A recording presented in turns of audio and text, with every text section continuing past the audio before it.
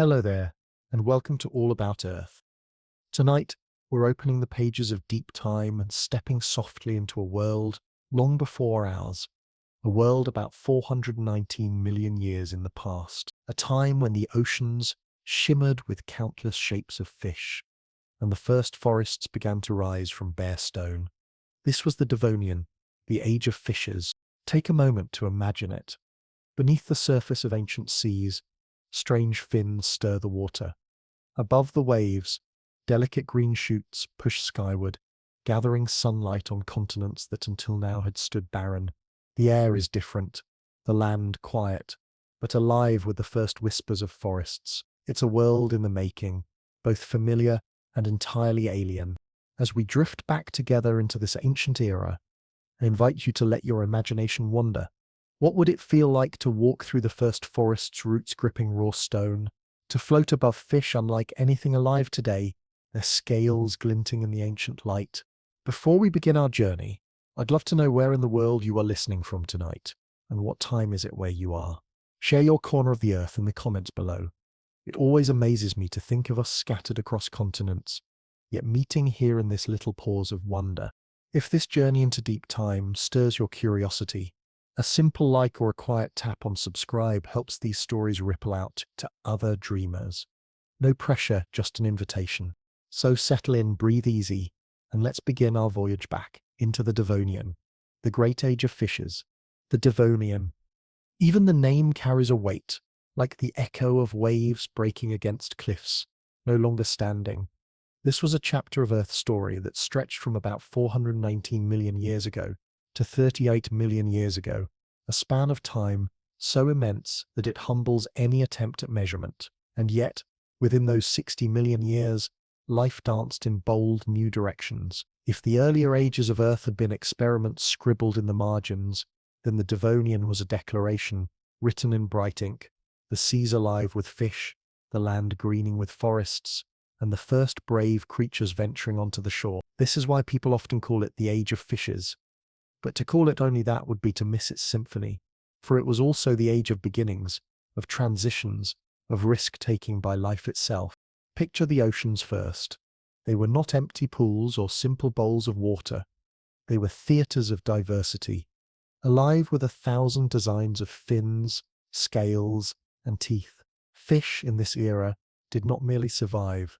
They exploded in variety. Shapes unfamiliar to our eyes swam past one another, from sleek and agile swimmers to armored beasts that looked like living fortresses. The Devonian oceans were crowded, noisy with the silent rush of gills and tails, as if life had suddenly discovered how many ways there were to be a fish and was eager to try them all. The seas glittered with predators and prey alike, and the balance of power shifted from creatures without backbones to these new vertebrate lords of the water. It was a golden age of experimentation, a flourish of creativity, written in bone and cartilage. But the story of the Devonian does not end beneath the waves. For on land, something astonishing was happening, something that changed the face of the planet forever. Forests, real forests, appeared for the first time. Imagine the continents before this moment: bare stone, wind-blown sand, carpets of low mosses and small plants clinging to damp soils. Now suddenly, towering trees began to rise. The earliest forests were not the lush, complex jungles we know today, but they were miraculous nonetheless. They lifted their branches to the sky, weaving shadows where none had fallen before. They grew roots that gripped the earth, splitting rock, holding soil, and drawing up water. Their leaves turned sunlight into energy, exhaling oxygen into an atmosphere that began to smell different, fresher, charged with possibility.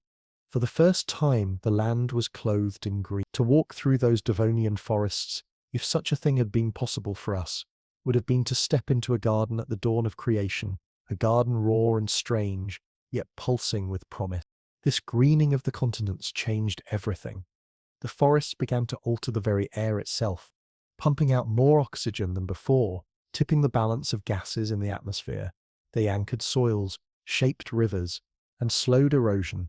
They made shade where once the sun had ruled unbroken. They built habitats where insects and early crawlers could find shelter. And perhaps most profoundly, They set the stage for animals to try something daring, to leave the ocean behind and step onto solid ground. It was not an easy leap. Water is forgiving, buoyant, a cradle for the body. Land is heavy, dry, unyielding. To breathe in air is to risk drying out. To walk on soil is to risk collapse under one's own weight. And yet, during the Devonian, some creatures began to attempt it. They crept from the shallows, fins pressing into mud, eyes peering above the waterline. It was as if life, restless and curious, wondered what else might be possible. Could there be a home beyond the tide? Could the solid world, until now an empty stage, host the drama of living beings? The answer, slow and halting, was yes. Step by hesitant step, animals began to test the land. Each crawl, each gasp of air, each experiment of limb and lung was a rehearsal for the later explosion of life that would one day thunder across the continent. But in the Devonian, it was still fragile, still tender, like the first notes of a melody not yet written. So we have seas overflowing with fish, forests stretching into the sky, and animals daring to climb ashore. The Devonian was alive with change, and with change comes risk. For as much as this age was about beginnings, it was also shadowed by endings. Toward its close, something shifted. The seas that had once been so abundant faltered. Life in the water suffered, diversity dwindled, and whole lineages vanished. The Devonian ended with extinction, one of the great crises of Earth's history. The causes remain a tangle of mystery. Perhaps climate shifts, perhaps changes in the oceans, perhaps a combination of many forces. But the effect was clear. The age that had been so rich in fish, so generous in innovation, was brought to a close by loss. And yet, as always in Earth's long story, endings are not absolute. Extinction clears the stage, but it does not silence the play. What survived carried forward the experiments of the Devonian. Forests remained. The pioneers of land kept their foothold. The fish that endured would one day give rise to amphibians, reptiles, mammals, even us. In this way, the Devonian is not simply an age long gone, but a foundation beneath our very existence. The air we breathe carries echoes of those first forests. The bones in our bodies trace their ancestry to the fishes that swam in those ancient seas. Every step we take on land follows in the path of creatures who first tested the shore when the Devonian sun warmed the green continent. What makes the Devonian so remarkable is its balance between grandeur and fragility. It was a time when life seemed to shout with exuberance, filling the oceans with color and form, draping the continents in green. But it was also a time of vulnerability, of delicate experiments that could have failed, of extinctions that pruned the tree of life. To look back on it now is to see not just an age of fishes, but an age of courage. Life dared to dream bigger, to stretch further, to risk more. It is tempting to see purpose in that daring, but perhaps it was only the relentless push of evolution, the endless testing of possibility. Either way, the result was spectacular. Close your eyes for a moment and let the Devonian unfold in your imagination. See the sunlight filtering down through leaves never before seen on Earth. Hear the ripple of water as shoals of fish dart and shimmer in the shallows. Feel the damp soil where a creature, awkward and gasping, pulls itself forward into a world that's never known footsteps. This is the Devonian, not just an ancient span of time, but a living chapter in the story that led to all of us, a world both alien and familiar, lost in the depths of history, but alive whenever we remember it. And so, when we speak of the age of fishes, let us also remember the forests, the air, the first brave steps onto land. Let us remember that this was a time of abundance and of endings, of triumph and of loss. It was not the age of dinosaurs. They were still waiting in the wings. It was not yet the age of mammals or of humans. It was its own world, unique, irreplaceable, and magnificent.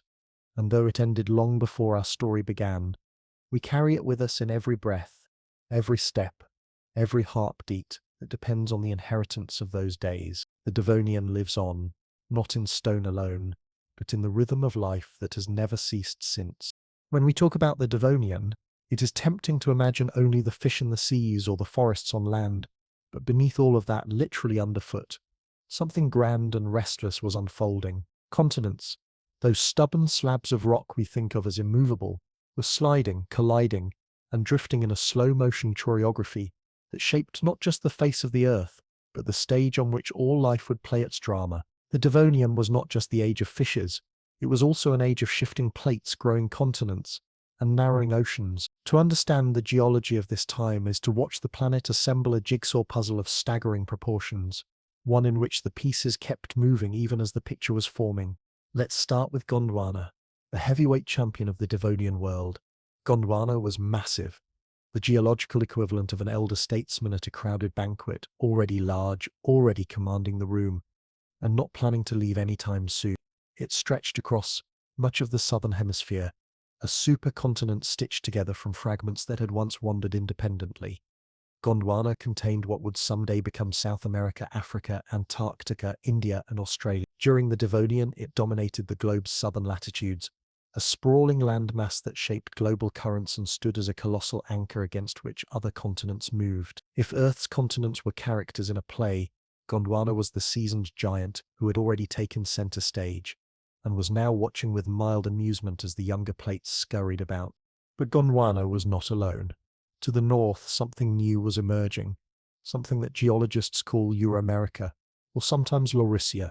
Unlike Gondwana, which had been forged earlier, Euramerica was a fresh creation of the Devonian. Its birth came from the union of two large continental blocks, Laurentia, which would one day become the heart of North America and parts of Greenland and Scotland, and Baltica, which would contribute to northern Europe, particularly Scandinavia and parts of Eastern Europe. For millions of years, these two continents had been drifting closer, propelled by the invisible but relentless movement of Earth's tectonic plates. By the time of the Devonian, they finally collided. It was not a gentle handshake. It was more like two slow but unstoppable ships grinding into one another, piling up mountains and stitching their margins together in the process. From this collision, a new landmass, Euramerica, was. This merging of Laurentia and Baltica was not just a quiet geological footnote. It was an event that sculpted landscapes, raised mountain chains, and permanently altered the geography of the northern hemisphere. Imagine standing in what would one day be Scotland or New England, and watching as the land itself buckled upward, as plates crumpled and folded under the pressure of their collision. The collision between Laurentia and Baltica created what geologists now call the Caledonian Orogeny, a grand mountain-building event that left scars still visible in the rocks of northern Europe and northeastern North America. These mountains, though long eroded today, were once sharp, towering reminders that continents do not drift together without leaving behind geological drama. Meanwhile, across the planet, another ocean was playing its part in this shifting drama. The Panthalassic Ocean, the ancestor of today's Pacific, was vast, stretching across much of Earth's surface. In the Devonian, it was still immense, an expanse so wide it must have seemed like the very embodiment of infinity. And yet it was not static. The Panthalassic Ocean was slowly shrinking, not because the water was vanishing, but because the continents around it were moving, closing it in. The birth of Euramerica and the slow wanderings of Gondwana meant that landmasses were rearranging themselves, pinching some seas smaller while leaving others to widen. Panthalassa, though vast, was not immune to this shuffle. It was like the biggest ballroom in the world, slowly losing space as the walls crept inward, the dance floor tightening around its dancers. So if we zoom out and take a bird's eye view of the Devonian Earth, what do we see? Gondwana sprawling in the south, a giant in every sense. Euramerica, freshly fused, straddling the equatorial zone like a bold newcomer eager to make its mark. To the north and west, smaller continental fragments and island arcs floated, some destined eventually to collide with these giants in later ages. And between them all stretched oceans, Panthalassa dominating the horizon, while smaller seas like the Paleotethys and other transient bodies of water filled the spaces between drifting plates. The planet was in flux, restless, dynamic. It was not yet the map we know, but it was moving steadily toward the arrangement that would one day yield Pangaea, the ultimate supercontinent of the late Paleozoic. One of the most striking things about this Devonian geography is how it demonstrates the ceaseless motion of Earth's crust. To us, continents appear eternal, immovable. Mountains feel permanent, Oceans seem infinite, but geology tells a different story. The Devonian reminds us that what seems fixed is in fact temporary, caught in the endless cycle of plate tectonics. Gondwana itself had been assembled from earlier collisions. Euramerica was the result of a fresh union. Panthalassa was already beginning to shrink, a sign that nothing in geology lasts forever. Even the continents themselves are recyclables in the hands of Earth's deep processes, broken, merged and rearranged like blocks in a game that never ends.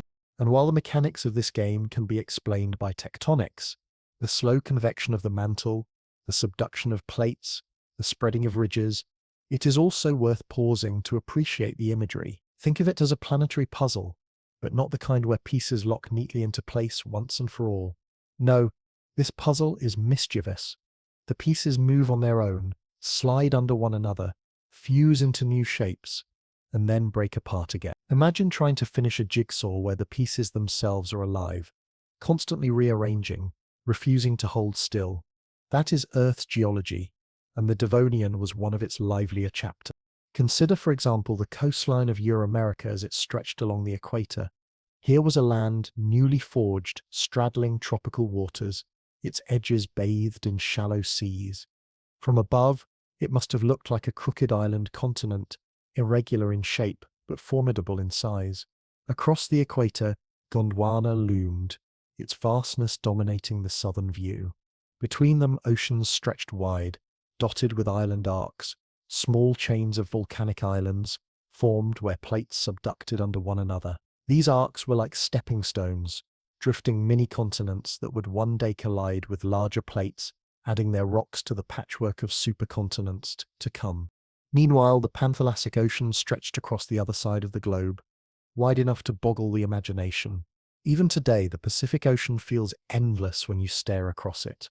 The Panthalassic in its Devonian prime was larger still. To imagine standing on a Devonian shore, gazing out over Panthalassa, is to imagine looking not just across an ocean, but into something that felt like forever. And yet, despite its immensity, it was doomed to shrink. The continents were already drawing together, and Panthalassa, though still vast, was already in retreat. One of the delightful contradictions of geology is how something so slow can be so dramatic. Continental drift is measured in centimeters per year, slower than your fingernails grow, and yet, give it millions of years, and it moves mountains, raises new continents, erases oceans. The Devonian's geological shifts remind us of this paradox.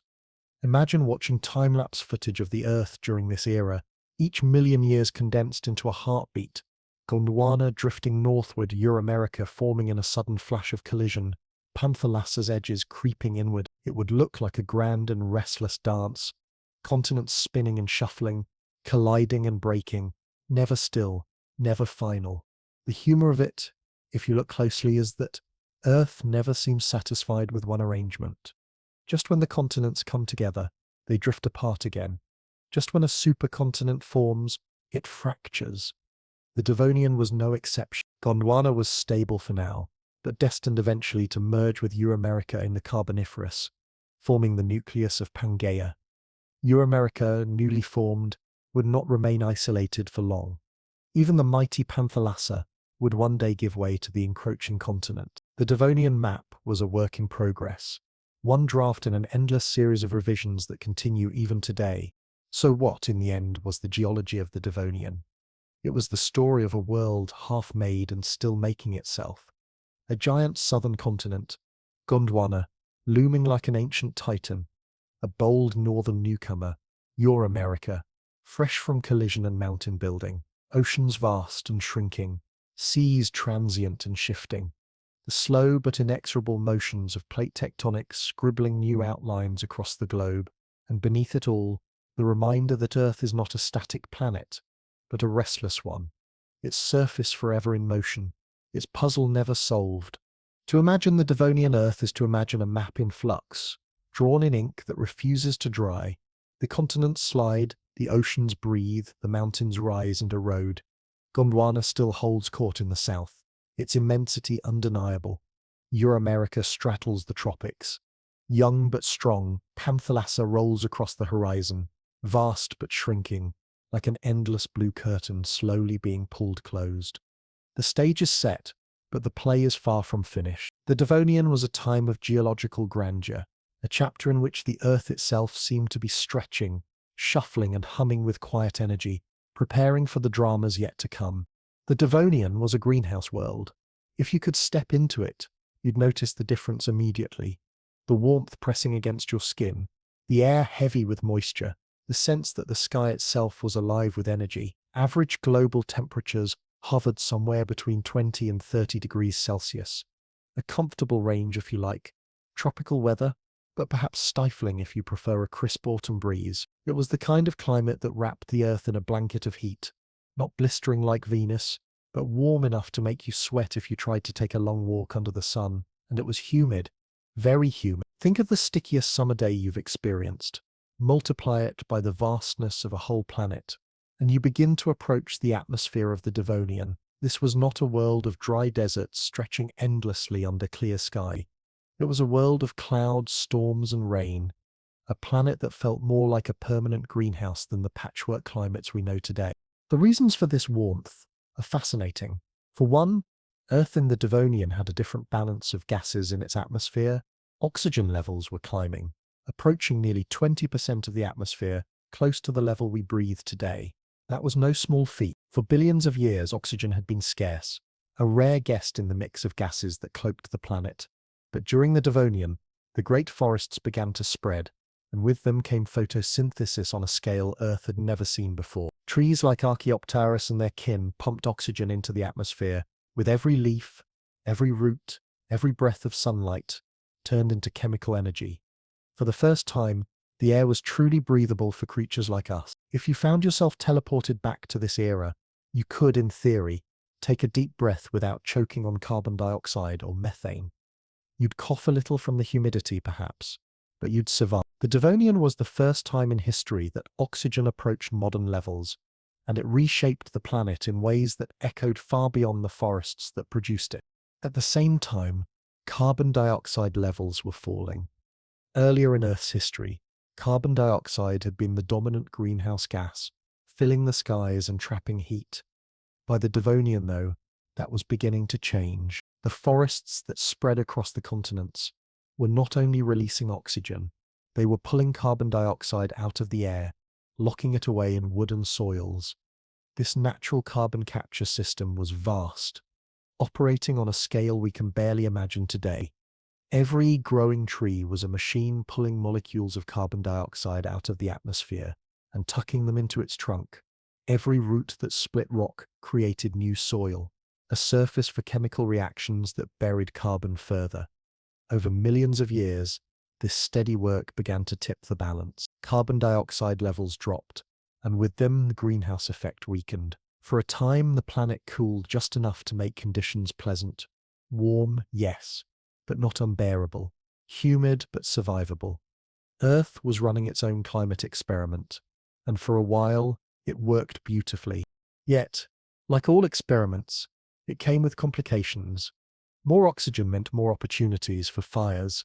Though lightning storms were common in a world as wet and stormy as the Devonian, fires could still ignite in drier patches, fueled by oxygen-rich air. Imagine the smell of burning forests, carried by winds heavy with humidity. This was the paradox of the Devonian climate. Abundant moisture, frequent rain, but also conditions ripe for fire when things dried out. Even brief. Oxygen is a double-edged sword. It makes breathing possible, but it also makes flames burn brighter. Another hallmark of the Devonian climate was its rain. With heat and humidity came storms, and with storms came rainfall, heavy and frequent. Rivers swelled, lakes overflowed, and the ground was often sodden. Forests thrived in this moisture, their roots sucking up water from soils kept perpetually damp. If you could stand in a Devonian forest, the soundscape would be dominated by dripping, rushing, and splashing, the endless cycle of water moving from sky to soil to stream. This was not a world of gentle drizzle.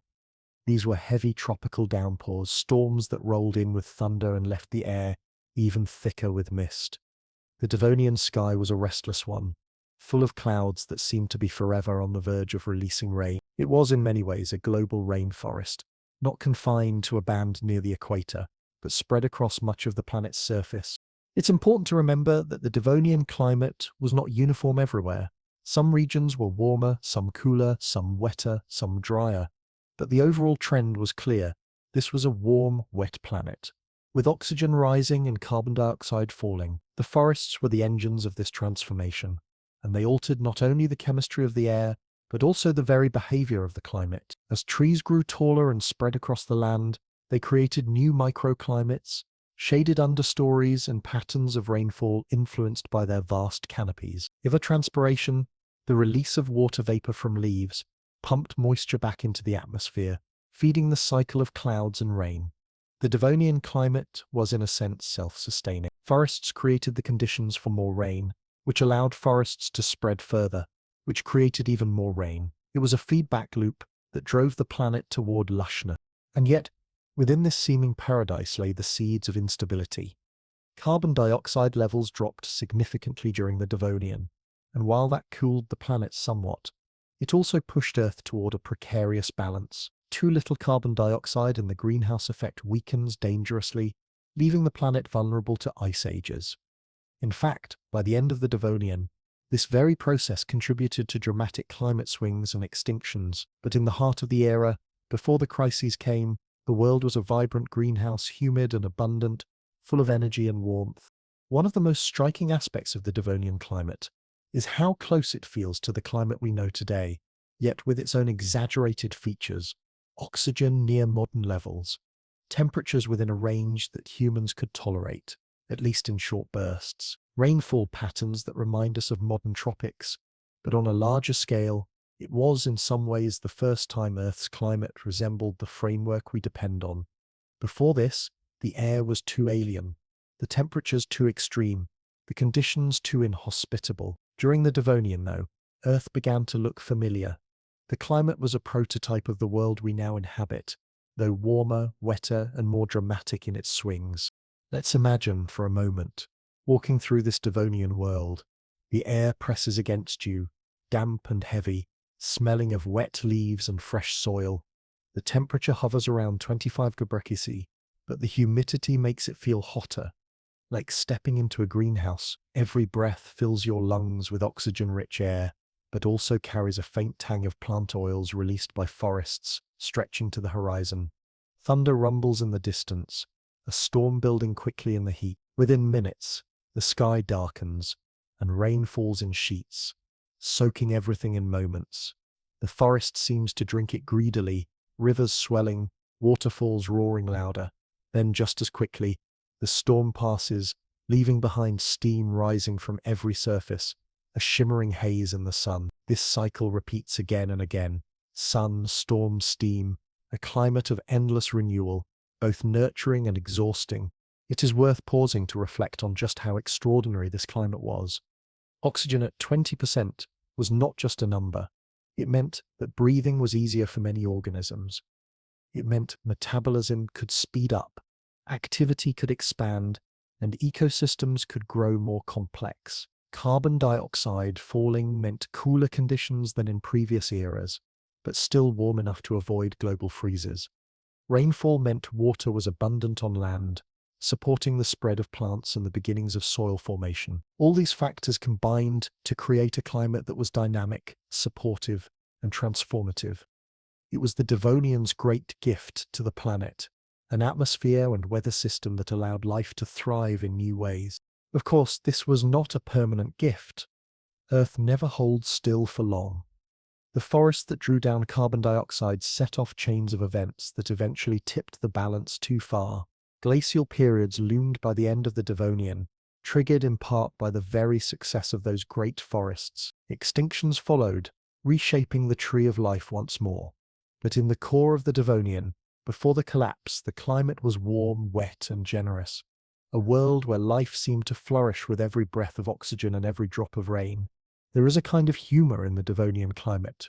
If you think about it, Earth was running its own experiment in planetary air conditioning. On one hand, it cranked up the oxygen, making the air more breathable than ever before. On the other hand, it lowered carbon dioxide, dialing back the greenhouse effect, just enough to keep the world from overheating. It was as if the planet had stumbled into a sweet spot, a comfortable middle ground where forests grew tall, rain fell often, and life had room to expand. And yet, Earth being Earth, it didn't stop there.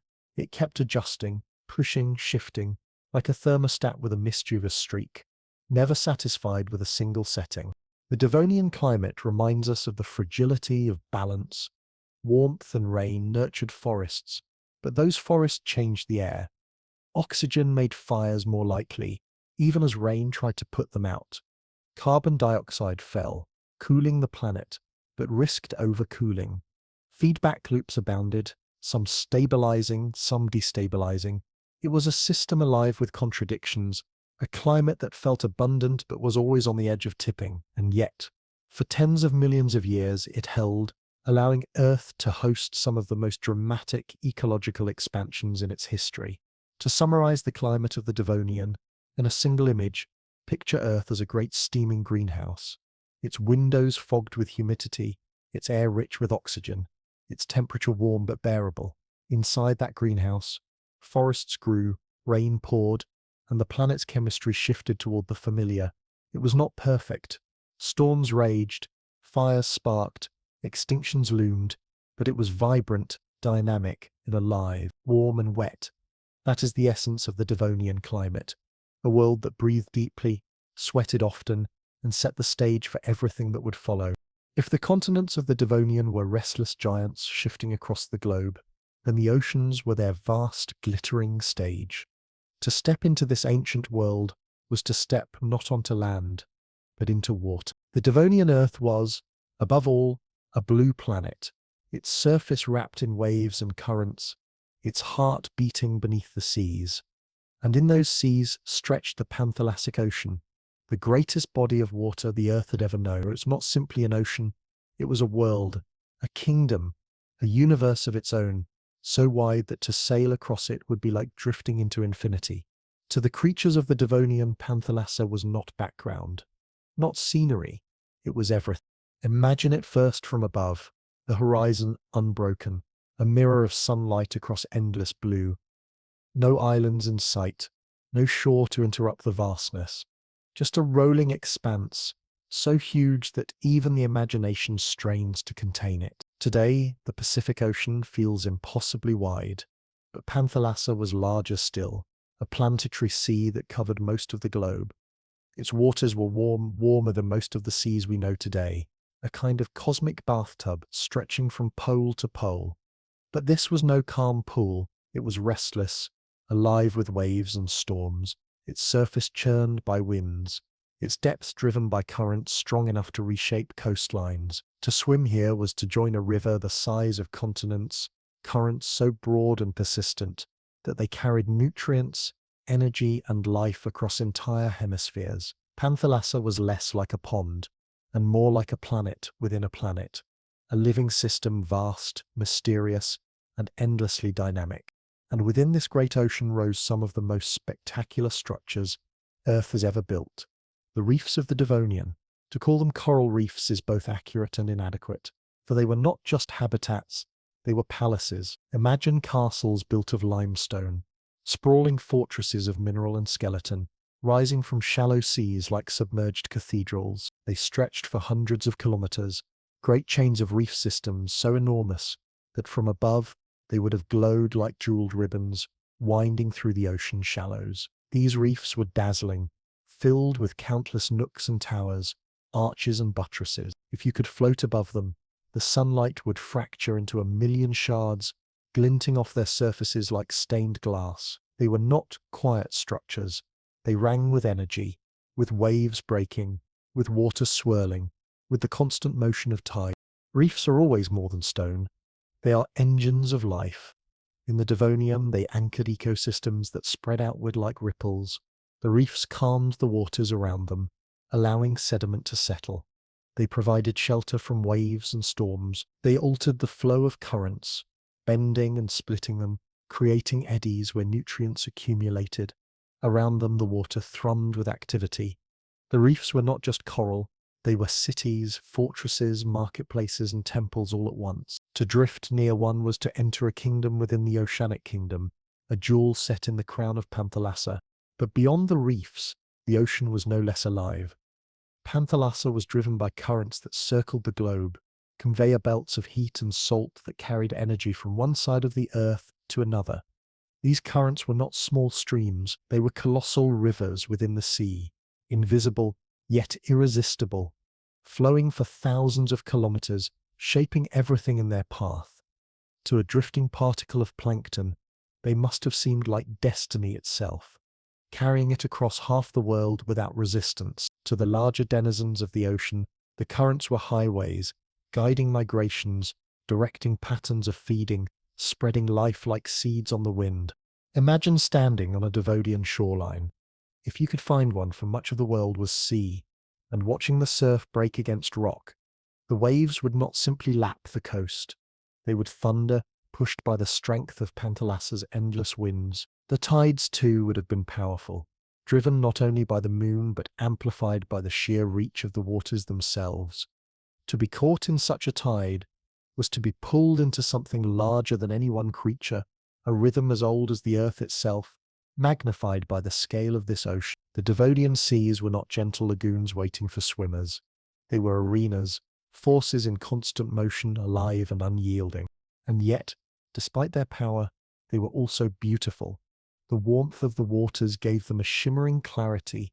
Sunlight could pierce deeply into the upper layers, illuminating reefs, currents, and shoals. In the shallows, light dappled the seafloor, painting it with patterns that danced and shifted with every ripple. Deeper down, the world turned to blues and purples, shadows thickening until only darkness remained. But even in that darkness, Panthalassa was alive. The ocean was layered, tier upon tier, each with its own character, its own secrets. The surface was a glittering mirror, the shallows a luminous garden, the depths a realm of shadow and pressure. Together, they made a kingdom vast enough to hold every experiment life dared to attempt. The reefs were not permanent. They grew, crumbled, and regrew, rising and falling with the tides of geological time. But during the Devonian, they flourished as never before. They lined the edges of continents. They sprawled across shallow seas. They transformed the very nature of the oceans. They made Panthalassa not just a vast body of water, but a tapestry, a woven fabric of ecosystems layered upon one another. They were like punctuation marks in the great sentence of the sea, places where energy gathered, where life concentrated, where the story of the ocean found its loudest voice. If the continents of Gondwana and Euramerica were actors shuffling across the stage of Earth, then Panthalassa was the orchestra pit, the soundtrack, the chorus. Its presence dominated everything. Warm waters wrapped around the globe like a silken robe. Currents tied continents together even as they drifted apart.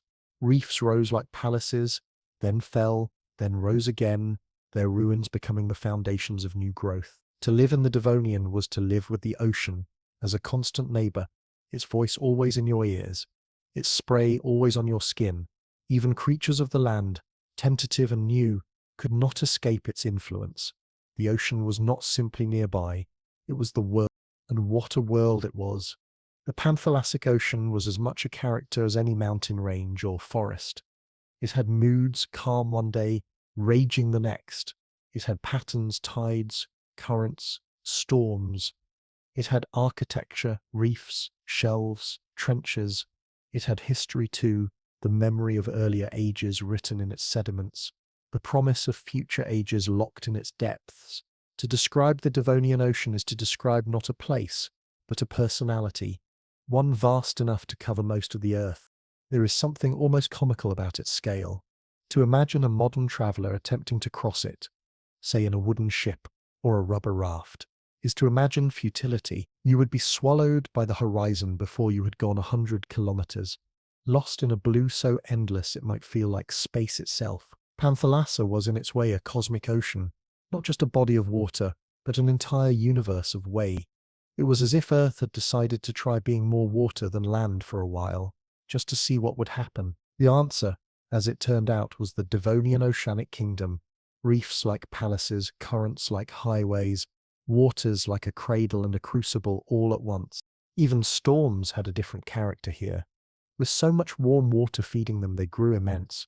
their spirals stretching wider, their rains falling heavier. Imagine a storm that lasts for weeks, circling across Panthalassa with nowhere to spend its fury but the open sea. Lightning cracking against waves taller than buildings, thunder echoing for hundreds of kilometers, rain pounding like drummers on an endless stage.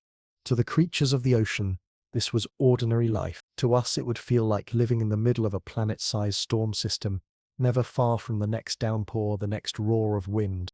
And yet, despite the drama, there was serenity too. On calm days, Panthalassa must have been exquisite. The surface like glass, the horizon infinite, the air filled with the steady rhythm of waves. Beneath, the reefs glowed with light, their structures intricate, their towers bathed in golden shafts of sun. Currents slid past silently, carrying invisible rivers of warmth and salt. In those moments, the ocean was not a storm or a battlefield, but a cathedral, a place of awe and quiet majesty. The Devonian Ocean had both faces, storm and calm, fury and peace, and both were equally true. If you want to understand why the Devonian is remembered as the Age of Fishes, you need look no further than Panthalassa. The ocean was not just their home, it was their empire. The reefs were their fortresses, the currents their highways, the surface their hunting ground, the depth their refuge. Everything about the ocean seemed to conspire to give them space, resources, and opportunities to flourish. It was a kingdom in which they were not subjects but rulers, a domain vast enough to accommodate every form the ocean could imagine. Panthalassa was, quite literally, their world. And so, the Devonian Ocean lives on in our imagination. As one of Earth's greatest kingdoms, it was a place of scale almost beyond comprehension, of reefs as vast as mountain ranges, of currents strong enough to circle the globe, of storms that could swallow whole horizons. It was warm, it was wet, it was restless, it was serene, it was, above all, alive. To stand at its edge, even if no such edge really existed, was to stand at the brink of infinity. The Panthalassic Ocean was not just water, it was history, possibility and majesty all rolled into one, and in its embrace, the Devonian world became a kingdom unlike any before or since, a kingdom of fish, a kingdom of reefs, a kingdom of waves and storms and light, a kingdom vast enough to swallow imagination itself.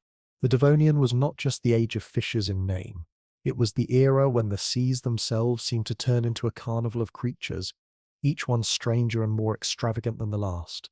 If the reefs and waters were the stage, then the actors were these living marvels, and they played their roles with flair.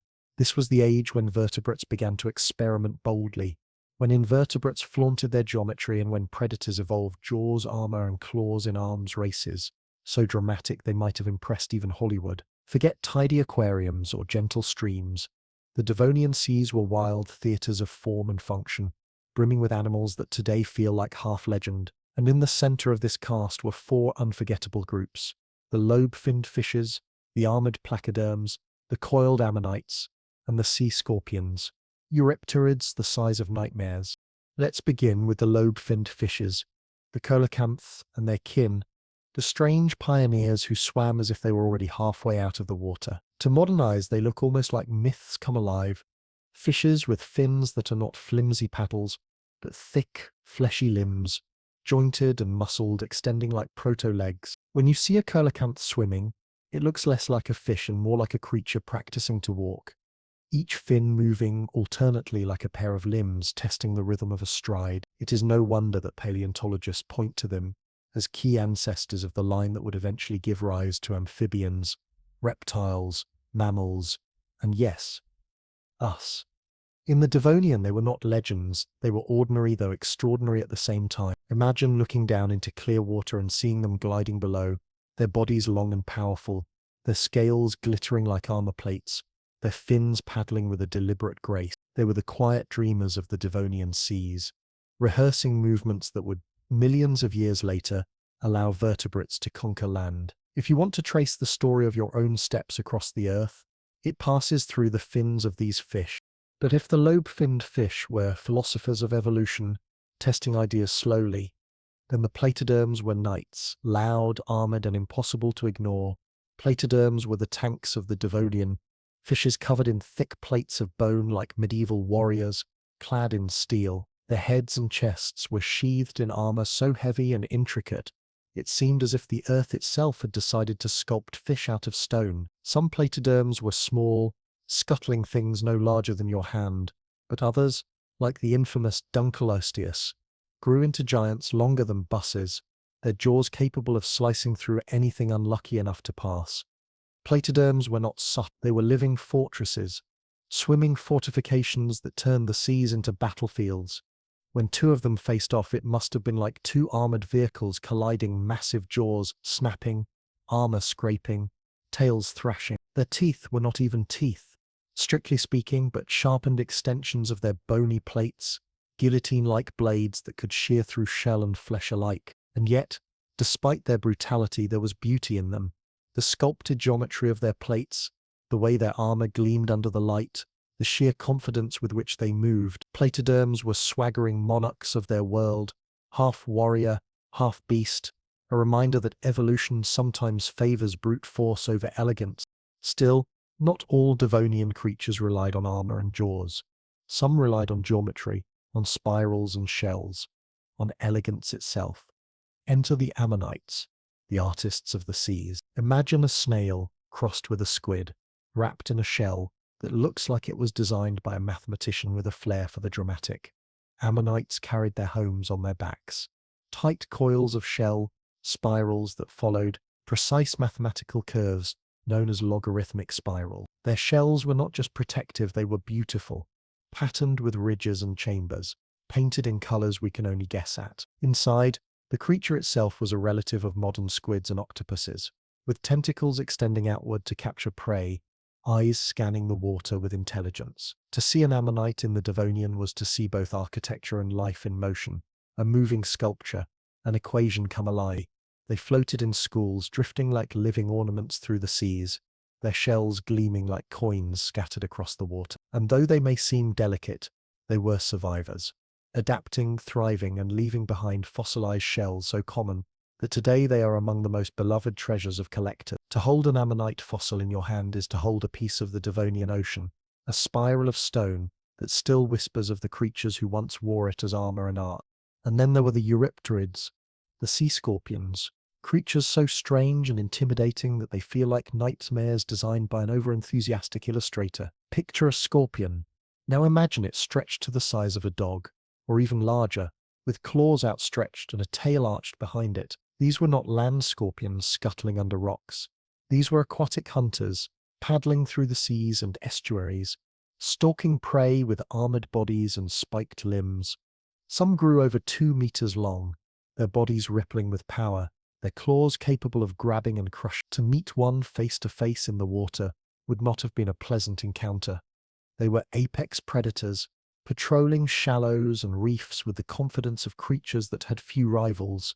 Yet, despite their ferocity, there was something almost comical about them too. Their proportions were exaggerated, their armor almost cartoonishly thick, their claws absurdly large. They looked like monsters drawn by a child who had been told to make a scorpion scarier.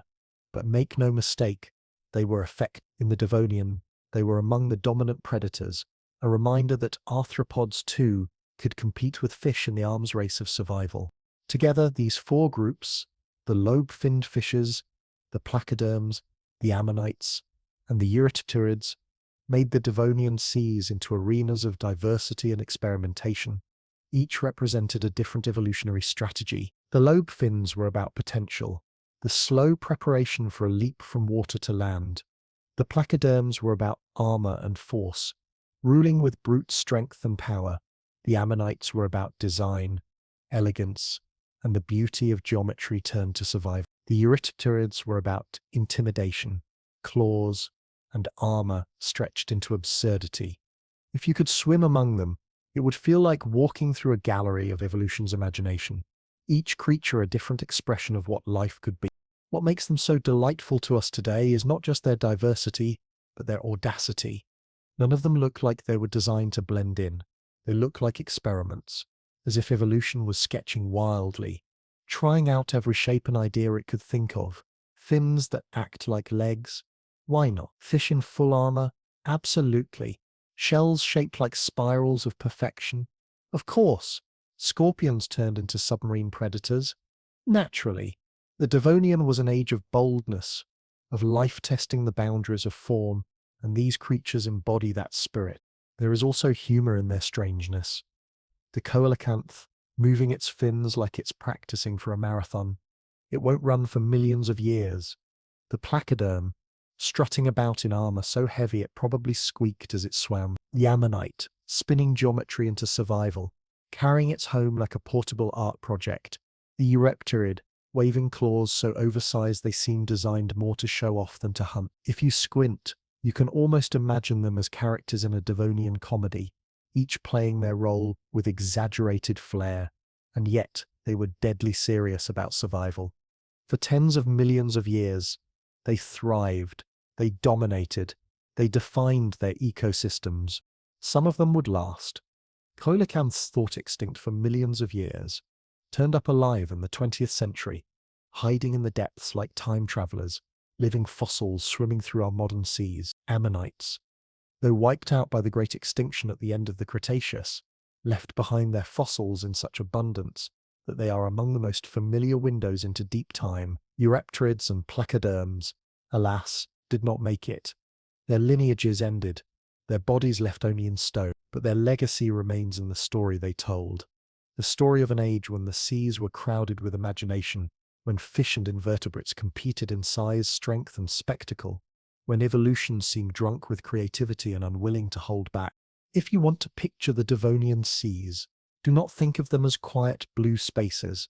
Think of them as carnivals, filled with creatures that look like they were dreamed up in feverish bursts of creativity. Lobe fins gliding like thoughtful architects of the future, placoderms charging like armored tanks, ammonites swirling like living jewelry, eurypterids prowling like nightmares given claws. It was not tidy, not serene. It was wild, chaotic, exuberant. It was life in all its glorious, terrifying, hilarious variety. And it was magnificent. The Devonian creatures remind us of a simple truth. Life does not move in straight lines. It meanders. It experiments. It tries things that might seem ridiculous, only to discover that they work. Sometimes it produces elegant spirals, sometimes armored jaws, sometimes fins that look like legs. Sometimes it produces scorpions that try being submarines. And through it all, it leaves us a record, fossils etched in stone, whispers of the creatures that once ruled. They are gone, but their stories remain. And when we tell those stories, we step back into the Devonian seas, into a world where imagination was survival, and survival was an art form. Step softly onto the Devonian continents, and you step into a land both unfinished and astonishing. The ground feels raw, much of it still stone, worn by wind and rivers, thinly draped with soil that is only just beginning to exist in the form we would recognize. The air is moist, filled with the faint green scent of plants, though the greenery is scattered, patchy, as if someone had only just begun painting across a canvas that had long been blank. And yet, what you see before you is revolutionary. Life has finally decisively begun to climb from the flat mats of moss and low growth into something taller, stronger, stranger, into forest. The Devonian continents, from around 419 to 35 million years ago, were becoming the first true gardens of Earth, not the well-groomed parks or dense jungles we know today, but primal, experimental landscapes where plants stretched toward the sky, insects scurried timidly among roots, and amphibians hauled themselves awkwardly across damp shores. It was not elegant, but it was epoch-defining. The continents had awakened. The story begins humbly, with plants so small and simple you might not notice them at first glance. Cooksonia, one of the earliest vascular plants, grew no taller than your ankle, and looked less like a modern shrub than a series of stiff green twigs poking from the ground. Each stem forked into little Y-shaped branches, ending in capsules where spores developed. No leaves, no flowers, no fruits, just tiny pipes reaching upward, bare but ambitious. If Cooksonia could speak, it might say, "I'm small, but I can stand. and that was its true miracle. And like mosses before it, Cooksonia had vascular tissue microscopic tubes for transporting water and nutrients. This innovation, though invisible, changed everything. With vascular systems, plants could grow taller, colonize drier ground, and expand into landscapes where mosses could never survive.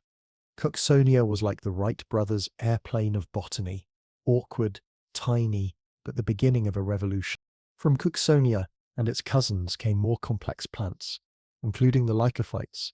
Today, lycophytes are modest club mosses found in shady forests, but in the Devonian they were bolder, experimenting with height and structure. Some looked like green bottle brushes, others like bristling spikes. They had true leaves, though small and simple, covering their stems in ranks. At first they were only centimeters tall, but soon some species stretched higher, into meter-scale stalks that must have looked like alien spikes rising from rocky soil. To the first insects crawling nearby, they were giants. Imagine kneeling down in a Devonian clearing. In front of you, a patch of lycophytes rises like miniature skyscrapers, a dense little forest for a beetle-sized explorer. They were not yet the towering forests of later eras, but they were hints, promises of what plants could become when wood and vascular tissue combined forces. And then came the trees, real trees with woody trunks and spreading branches. Archaeopteryx, the most famous of the Devonian forest makers, could reach up to 30 meters tall, rivaling modern oaks and pines in size. Its branches bore leaves that looked like giant ferns, delicate fronds that captured sunlight and cast shade below. Archaeopteryx was unlike anything before it, both primitive and advanced. Primitive in that it still reproduced with spores like a fern, advanced in that it had true wood growth rings and a branching structure that made it the first real tree in the world. Archaeopteryx did not just grow, it transformed. Where it stood, it created shade for the first time in Earth's history. Where its roots spread, it broke down rocks, forming true soils rich in organic matter. Where its leaves fell, they layered the ground, decomposing into nutrients. In short, Archaeopteryx invented the forest floor.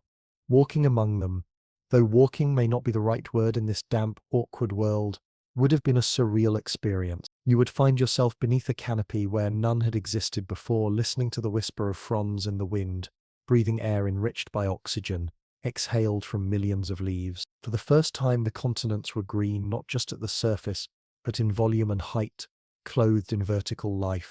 The arrival of trees reshaped the land in ways both subtle and profound. Roots dug deep, splitting bedrock into soil, altering drainage patterns, and stabilizing sediments. Rivers began to twist and meander, their banks held in place by vegetation, rather than crumbling freely into floodplains. The spread of shade cooled the ground, changed humidity, and created niches where new creatures might thrive. Even the atmosphere shifted, as photosynthesis pulled carbon dioxide out of the air and pumped oxygen in. The continents, once bare stone and sand, were becoming regulators of air and water. If the Earth were an orchestra, the Devonian forests added a whole new section, deep strings humming beneath the melody, giving depth and resonance to the song of life. And into this song came new players, animals testing their luck on land. The earliest were insects, small and wingless, creeping along the ground or clinging to stems. They were not yet buzzing, fluttering marvels. They were cautious pioneers, feeding on spores, detritus, or each other. Picture a tiny six-legged creature, perhaps no longer than your fingernail, scuttling across the damp soil beneath Archaeopteryx. To us it might look like nothing special, a humble bug, but in truth, it was a milestone. For the first time, the continents had mobile animal life, creatures that no longer depended on the sea. These insects were the first to discover that land could be home as well as hazard, that soil could provide shelter and sustenance. They were, in essence, astronauts of Earth, stepping onto an alien surface that no animal had ever conquered before. They may not have had rockets, but they had legs, and that was enough. And soon, larger pioneers followed. Amphibians, descendants of lobe-finned fishes, began to drag themselves from river to bank, from pond to forest edge. They had lungs as well as gills, stout limbs as well as fins, and though their movements were clumsy, they were revolutionary. Imagine one hauling itself up from the water, belly scraping the mud, legs splayed to the sides, head turning clumsily to scan the shaded world of Archaeopteryx trunks. It might not look elegant, it probably resembled a fish trying its best to be a salamander, but it was a breakthrough. These amphibians were the first vertebrates to test life on land, the ancestors of every frog, reptile, bird, and mammal that would follow. Their footprints pressed into Devonian mud are like signatures on the contract between life and land, and though they likely returned often to the water, unable yet to fully leave it, they had crossed a boundary no creature had crossed before. To stand in a Devonian forest, then, was to stand in the middle of an evolutionary experiment, one that was both awkward and astonishing. Around you were plants, in every stage of innovation, Cooksonia, tiny pipes reaching upward, lycophytes, bristling spikes trying for height, Archaeopteryx, true trees casting shade and altering the air. At your feet scuttled small insects, anonymous but brave. In a nearby stream, an amphibian hauled itself onto the bank, only to slide back into the water moments later. The ground was uneven, a patchwork of bare stone, thin soils, mossy mats, and patches of green. The air was heavy, warm and moist, filled with spores drifting invisibly. It was not the comfortable world we know, but it was vibrant, alive with possibility. You could sense the future in it, as if every awkward fin step and every fern frond were rehearsals for acts yet to come. And yet, there is humour in how clumsy it all was. Cooksonia, barely more than a green straw trying to be a tree, lycophytes poking upward like bristly bottle brushes proud of their 2-meter height, amphibians gasping, sliding, stumbling, as if the idea of walking were still being workshopped, insects, small and wingless, scuttling as if trying not to be noticed. It must have felt like watching a rehearsal where none of the actors quite knew their lines yet. And yet, for all the awkwardness, the performance was groundbreaking. Every misstep was progress. Every failure, a lesson.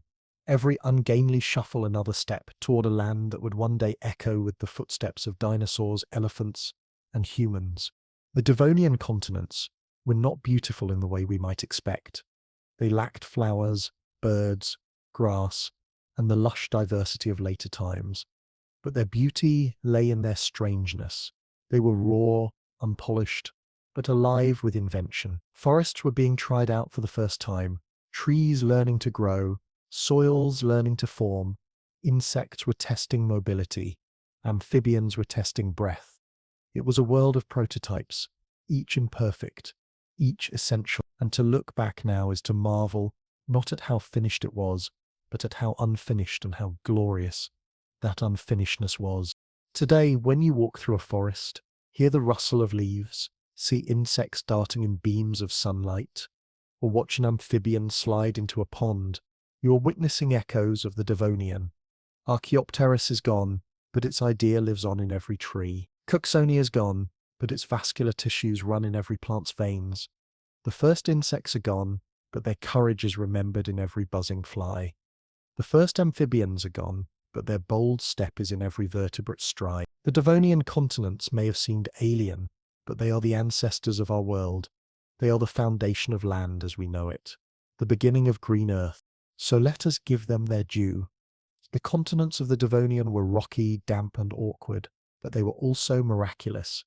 They bore the first forests, shaded the first soils, hosted the first animals on land. They were not gardens yet, but they were the gardener's first sketch. They were not home yet, but they were becoming one. The continents of the Devonian were the birthplace of forests, the laboratory of land life, the nursery of possibility. And though 400 million years have passed, their legacy is everywhere beneath our feet, in our forests, in our lungs, in every breath of oxygen we take. To step into the Devonian seas is to step into a stadium where survival is the only game, and every player is armed with weapons of bone, shell, or strategy. The waters are not quiet. They hum with tension.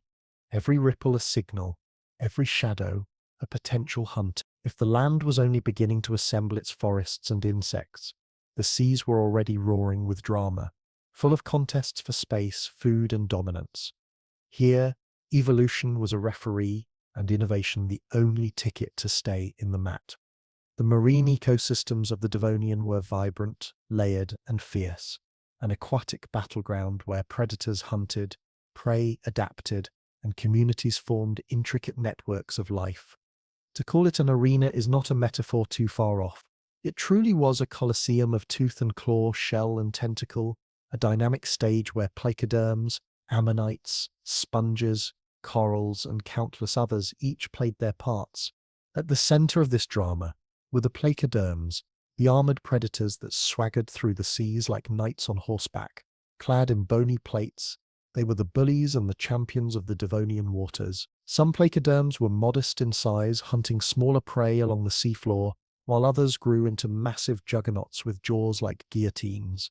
They were the apex hunters, slicing through schools of smaller fish or ambushing unsuspecting swimmers with terrifying speed. To see a large placoderm in motion was to see momentum itself weaponized, a battering ram of flesh and armor. And yet, they were not alone in their hunger. Other predators circled, other strategies competed. The arena was crowded, and every edge mattered. Placoderms had armor and power, but armor is heavy, and power is costly. They had to eat and eat often, to sustain themselves.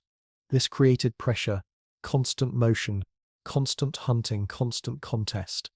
In the Devonian seas, being a predator was not a comfortable luxury, it was a full-time job. Across from the armored titans swirled the ammonites, creatures wrapped in elegant geometry, but no less ruthless in their competition. Their coiled shells were masterpieces of natural engineering, buoyant and strong, chambered with mathematical precision. But beauty did not exempt them from rivalry. Ammonites competed not with armor, but with numbers, adaptability, and clever use of space.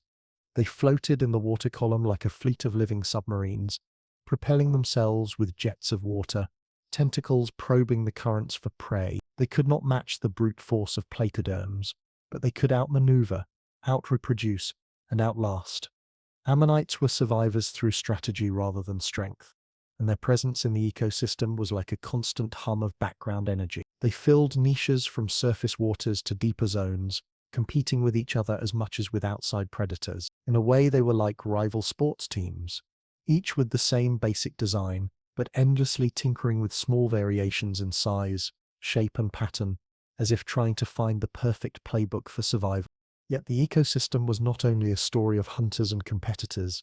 Beneath the clashes of armored jaws and coiled shells were quieter workers, the architects and custodians of the sea, the sponges and corals. These humble filter feeders might not have the glamour of placoderms or the elegance of ammonites, but they were indispensable. Picture a sponge, seemingly motionless, rooted to the seafloor, drawing water in through tiny pores, extracting microscopic food, and releasing clean water back into the current.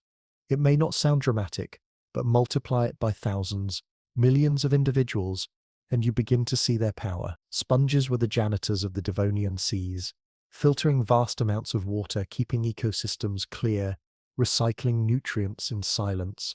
Without them, the arena would choke with waste. They were unsung, but essential, the invisible foundation of the whole performance. Corals, too, played their part.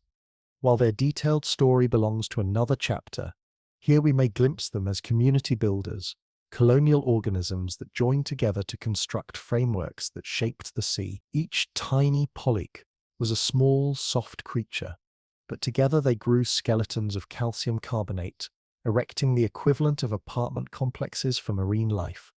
Around corals gathered fish, mollusks, crustaceans, and countless others, each finding a corner, a niche, a refuge. They did not roar like placoderms or float like ammonites, but they sculpted the very battlefield on which others fought. The corals and sponges were the stagehands, the set designers, the maintenance crew of the Devonian Oceanic Colosseum, ensuring the arena itself remained functional, habitable, and thriving. It is tempting to imagine this ecosystem in static terms: placoderms at the top, ammonites circling, sponges filtering, but the truth is that it was dynamic, constantly shifting with tides, seasons, and evolutionary pressure. Food webs tangled and retangled. Placoderms did not always win. Smaller fish could dart and evade, slipping into spaces too tight for armored jaws. Ammonites could swarm in numbers that overwhelmed individual predators. Sponges and corals could outlast dramatic battles simply by existing, by doing what they had always done, filtering, building, persisting. The arena was not just a clash of titans, it was a balance, a set of interlocking roles that together kept the ocean alive. Imagine drifting through this Devonian sea, watching the system at work. In one direction, a placoderm ambushes, jaws snapping shut on a smaller swimmer, sending a flurry of scales into the water. In another, a cluster of ammonites hovers, tentacles unfurling to capture drifting morsels, shells gleaming as they adjust their buoyancy. Beneath you, sponges rise like strange chimneys, their bodies pumping water invisibly nearby. Corals extend tiny tentacles, pulling food from the current, their skeletons forming a living framework for dozens of smaller creatures to hide within. It is chaotic, noisy in its motion, and yet strangely harmonious. No one part can exist without the other. The predator needs the prey, the competitor needs the environment, the filter feeder needs the current. Together they form an ecosystem that is both battlefield and symphony. There is humour too in how each role seems exaggerated, as if nature in the Devonian was experimenting with extremes. Placoderms strutting about in armour so heavy they looked like swimming tanks. Ammonites carrying shells like decorative backpacks, competing for space with mathematical spirals. Sponges, looking for all the world like lumps of rock, doing the unglamorous work of cleaning up after everyone else. Corals, tiny polyps insisting on building vast fortresses by collective effort, as if to prove that small and soft can still create monuments. If you squint, you might see it as a cosmic comedy, an ocean full of characters, each convinced that their strategy was the right one, each exaggerated to the point of absurdity, and yet each essential to the whole. The energy of this system pulsed around the reefs, for these structures concentrated life. Here predators hunted, prey fled, and filter feeders anchored themselves to catch the richest flows of water. The reefs were like bustling marketplaces, crowded intersections where everyone gathered because everything they needed, food, shelter, opportunity, was there. To swim near one was to witness constant negotiation, placoderms patrolling, ammonites jockeying for position, sponges filtering silently, corals spreading slowly. It was noisy, chaotic, and full of life, the very heart of the Devonian Sea. And though the reefs themselves will have their story told in detail elsewhere, it is enough to say here that they were the arenas within the arena, the hotspots where the ecosystem burned brightest. If you think of the Devonian marine world as a drama, then the placoderms were the warriors, the ammonites the clever tacticians, the sponges the quiet custodians, and the corals the architects. Together they wove a story of interaction, competition, and survival. Each group had strengths and weaknesses, each played its role, and none could dominate forever. Placoderms would one day vanish. Ammonites would thrive for millions of years, then fall to extinction later. Sponges and corals, humble as they seem, would persist through catastrophe, enduring even into our time. That, perhaps, is the real lesson of the Devonian ecosystem. In the great arena of life, it is not always the loudest gladiator who lasts. Sometimes it is the quiet builders, the steady filterers, the unnoticed architects, who keep the system alive long after the titans are gone. So let us picture it one last time. The Devonian Ocean, a vast arena, water warm and full of motion. Placoderms surge like armored juggernauts. Ammonites swirl like fleets of submarines. Sponges pump unseen currents. Corals erect living castles. Around them flow countless others, unnamed but essential, filling every gap, every role. It is not a peaceful scene, but it is not chaos either. It is balance, through conflict, harmony through competition, order through motion. It is the Devonian marine ecosystem, an oceanic colosseum, where life fought, built, filtered, and thrived. And though the players have changed, the echoes remain in every modern sea. Look into the waves today, and you can still hear the roar of that ancient arena. Picture yourself drifting down through the warm, clear waters of the Devonian world. At first you see only the shimmer of light dancing on the surface, the slow sway of currents, and then, suddenly, the horizon changes. Rising from the sea floor like a skyline are the reefs, vast, sprawling, living structures, the super-cities of the ancient ocean. To call them reefs is true, but it hardly captures their scale. These were not the modest coral gardens we know today. patchy oases in a blue desert. The Devonian reefs were continental in scope, stretching for hundreds of kilometers, massive, bustling, and full of life. They were the megacities of their age, built not by human hands, but by organisms no bigger than your fingernail. The builders were diverse: sponges, corals, and even humble bacteria. Each had its role, each added its bricks to the underwater metropolis. Sponges, though they looked like nothing more than porous lumps, were engineers in disguise. By filtering water, they not only cleaned the sea, but also contributed their skeletons to the architecture of the reef. Imagine millions of tiny pumping stations, each drawing in seawater, pulling out food, and exhaling cleaner water back into the flow. They were the water treatment plants of the reef, silently ensuring that the city remained habitable. Corals, meanwhile, were the architects. These small polyps, soft and fragile alone, joined together to secrete limestone skeletons that rose into towers, ridges, and buttresses. Colony by colony, they expanded the reef outward and upward, building not just homes for themselves, but real estate for countless others. Even microbes had their part to play. Microbial mats and stromatolites formed layers that stabilized sediments and created foundations, the geological equivalents of poured concrete in this aquatic construction project. Together, these unlikely builders created cities so immense that they reshaped the oceans themselves. Within these reef cities thrived the residents. The most obvious were the fish-armored platyderms cruising like armored trucks, delicate ray-finned swimmers darting through alleys of coral, and lobe-finned pioneers gliding along the edges. Each species had its neighborhood, its preferred corner of the metropolis. Some lingered near the shallows where sunlight streamed down. Others lurked in caves carved into the limestone. To watch them was to watch a city alive with traffic.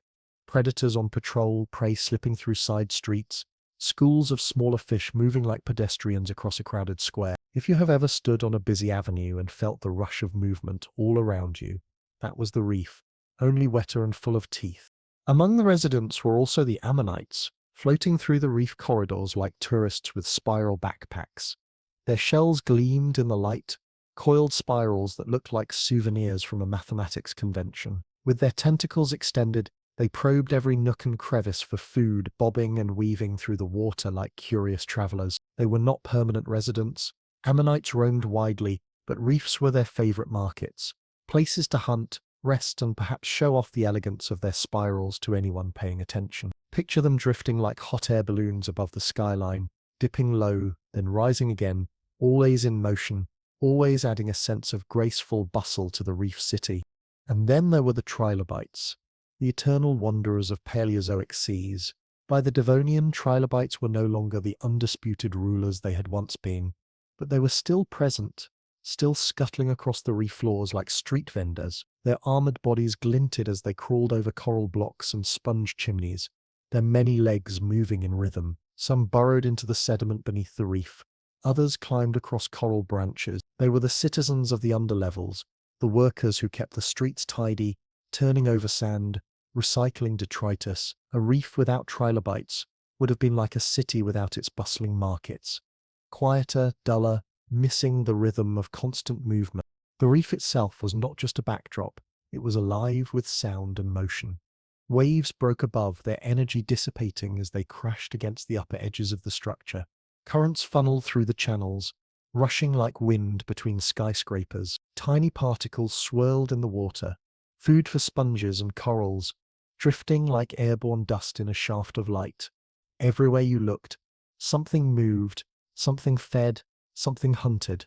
The reef was not static limestone. It was a pulsing, shifting organism made of thousands of species, each contributing to the city's vitality. And like any city, it had its neighborhoods. The sunlit shallows were the penthouses, bustling with photosynthetic algae and fast-moving fish. The mid-levels were like apartment blocks, crowded with corals, sponges, and ammonites, weaving in and out. The deep caves were the basements, darker, quieter, where trilobites and other bottom dwellers scraped a living. Even the outer slopes had their role, acting like city walls, buffering the reef from the endless energy of the open sea. The Devonian reef was zoned, not by planners but by natural selection, every species finding its niche as if assigned to a district. There was humor in it, too, if you looked closely. Sponges, sitting like lumps of masonry, yet filtering thousands of liters of water a day, working harder than any glamorous predator. Corals, tiny polyps, building vast stone towers as if determined to prove that size doesn't matter.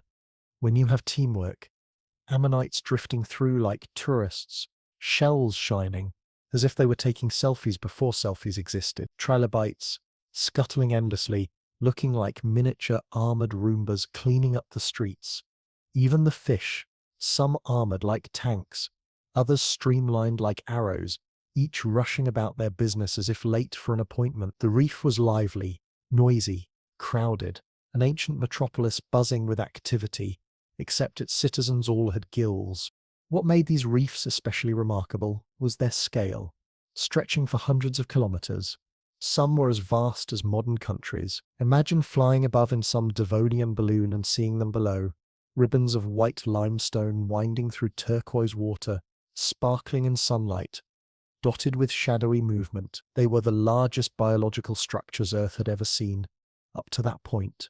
Monuments not of stone alone but of life. They rivaled mountains in size, yet unlike mountains they were alive, growing day by day, polyp by polyp, sponge by sponge. They were proof that collective effort, even by creatures as tiny as coral polyps, could build wonders that dwarfed everything else in the sea. But like all cities, they faced challenges.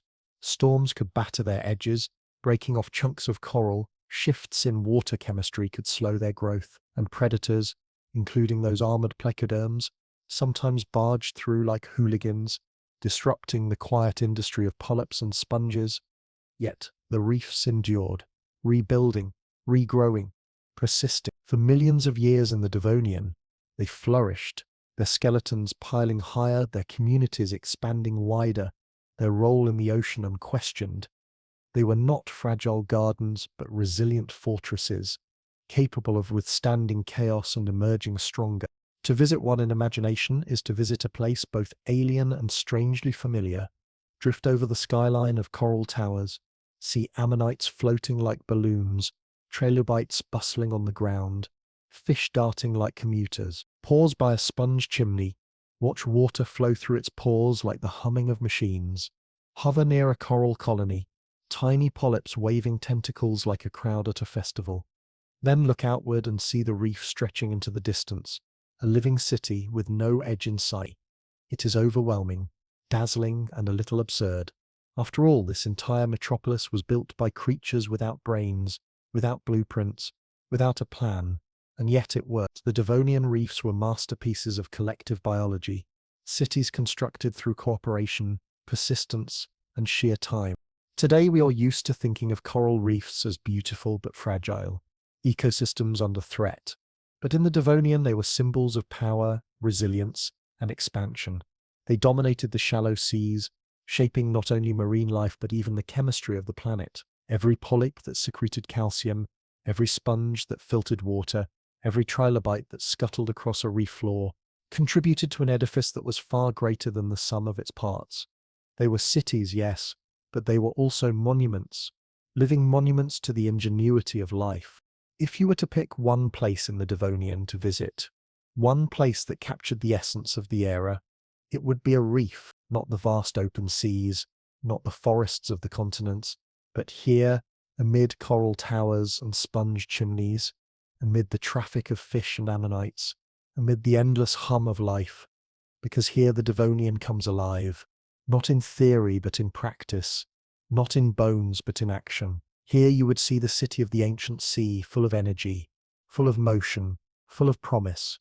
And though those reefs are gone now, their skeletons fossilized into limestone cliffs and mountain ranges, their spirit lives on in every coral reef today. Walk along the Great Barrier Reef or dive into a Caribbean coral garden, and you are seeing the legacy of those ancient builders, the echoes of those super cities beneath the Devonian sun. The reefs of the Devonian were not just habitats, they were worlds. They were super cities of the sea, bustling, noisy, full of characters and drama, built by sponges, corals, and microbes, inhabited by fish, ammonites, and trilobites, They were the centerpieces of life beneath the waves. To imagine them is to imagine a city both alien and familiar, strange in its builders, familiar in its energy, its motion, its sense of being larger than any one resident. The Devonian Reef was not just a structure, it was a metropolis, a cathedral, a carnival, and a fortress all at once, and it was magnificent. Step with me into the Devonian continents, and at first it feels like stepping into a half-finished world. The ground is a patchwork of bare stone, shallow soil, and new green growth. The air is heavy, warm, and damp, carrying the smell of fresh vegetation and the earthy tang of decaying leaves. And towering above, there is something Earth has never known before: forests, not scattered shrubs or mossy carpets, but real forests with trunks, branches, and leafy canopies. These forests are not the same as today's, but in their own raw and ancient way they are miraculous. At their heart stand the mighty Archaeopteris trees, pioneers of height and shade. Their fern-like leaves spread outward, their trunks grow thick with wood, and their roots sink deep into the ground, anchoring soil and cracking stone. For the first time in history, the continents are no longer bald and barren. They are clothed in green, draped in living shadows, humming with photosynthesis. The effect of these forests on the land is profound. Each Archaeopteris is like a machine for making oxygen, pulling carbon dioxide from the air and exhaling fresh breath into the atmosphere. For billions of years, oxygen was a rare luxury, but here in the Devonian it climbs toward modern levels, and with it comes the possibility of new life. Imagine standing in the middle of an Archaeopteris grove, sunlight filtering through delicate leaves, the air rich and almost sweet compared to earlier ages.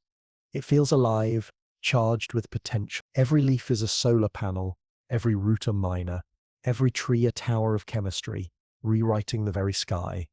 The Devonian forest is not just scenery, it is an engine, reshaping atmosphere, soil, and climate with every passing day. Beneath these trees, smaller plants crowd the understory. Lycophytes push upward in bristling green spikes.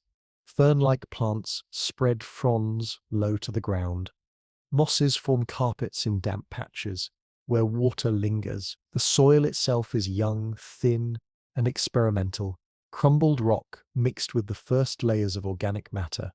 But already it hums with activity. Fungi thread through it, breaking down dead leaves. Microbes swarm in damp hollows. Life, once restricted to the ocean, now forms a web that stretches across the land, however fragile. And into this green world come the animals. They are not large yet, not majestic in the way of later dinosaurs and mammals, but they are bold and curious. Insects are among the first to claim the forest floor. Some are tiny, creeping among roots and leaf litter, nibbling on spores and organic matter. Others grow larger, and some even take to the air in short bursts of clumsy flight. Early relatives of cockroaches skitter across logs, their bodies shiny, their antennae twitching like explorers testing new terrain. They are not glamorous, but they are hardy, adaptable, and endlessly busy.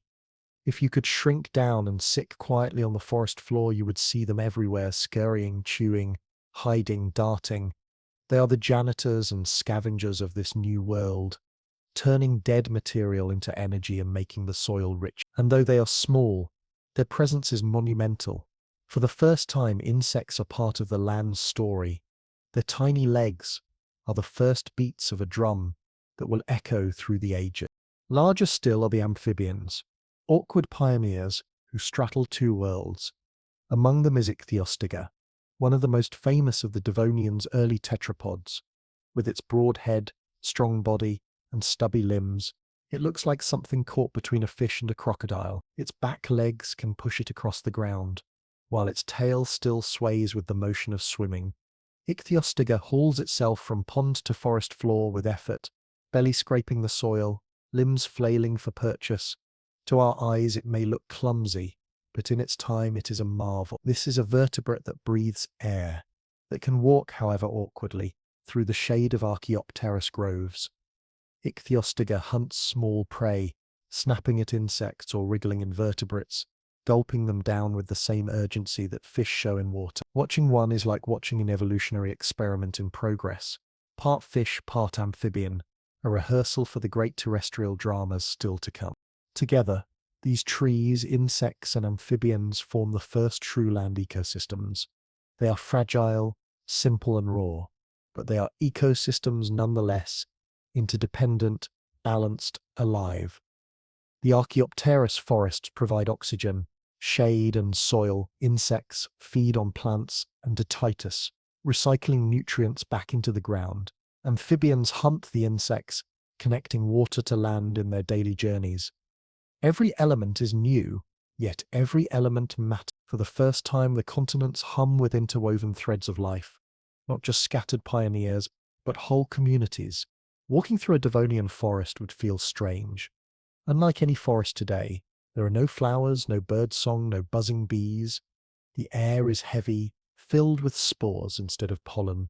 The trees tower, but their leaves are fern-like, delicate fronds rather than broad, flat blades. The forest floor is spongy in places, rocky in others, broken by patches of bare soil.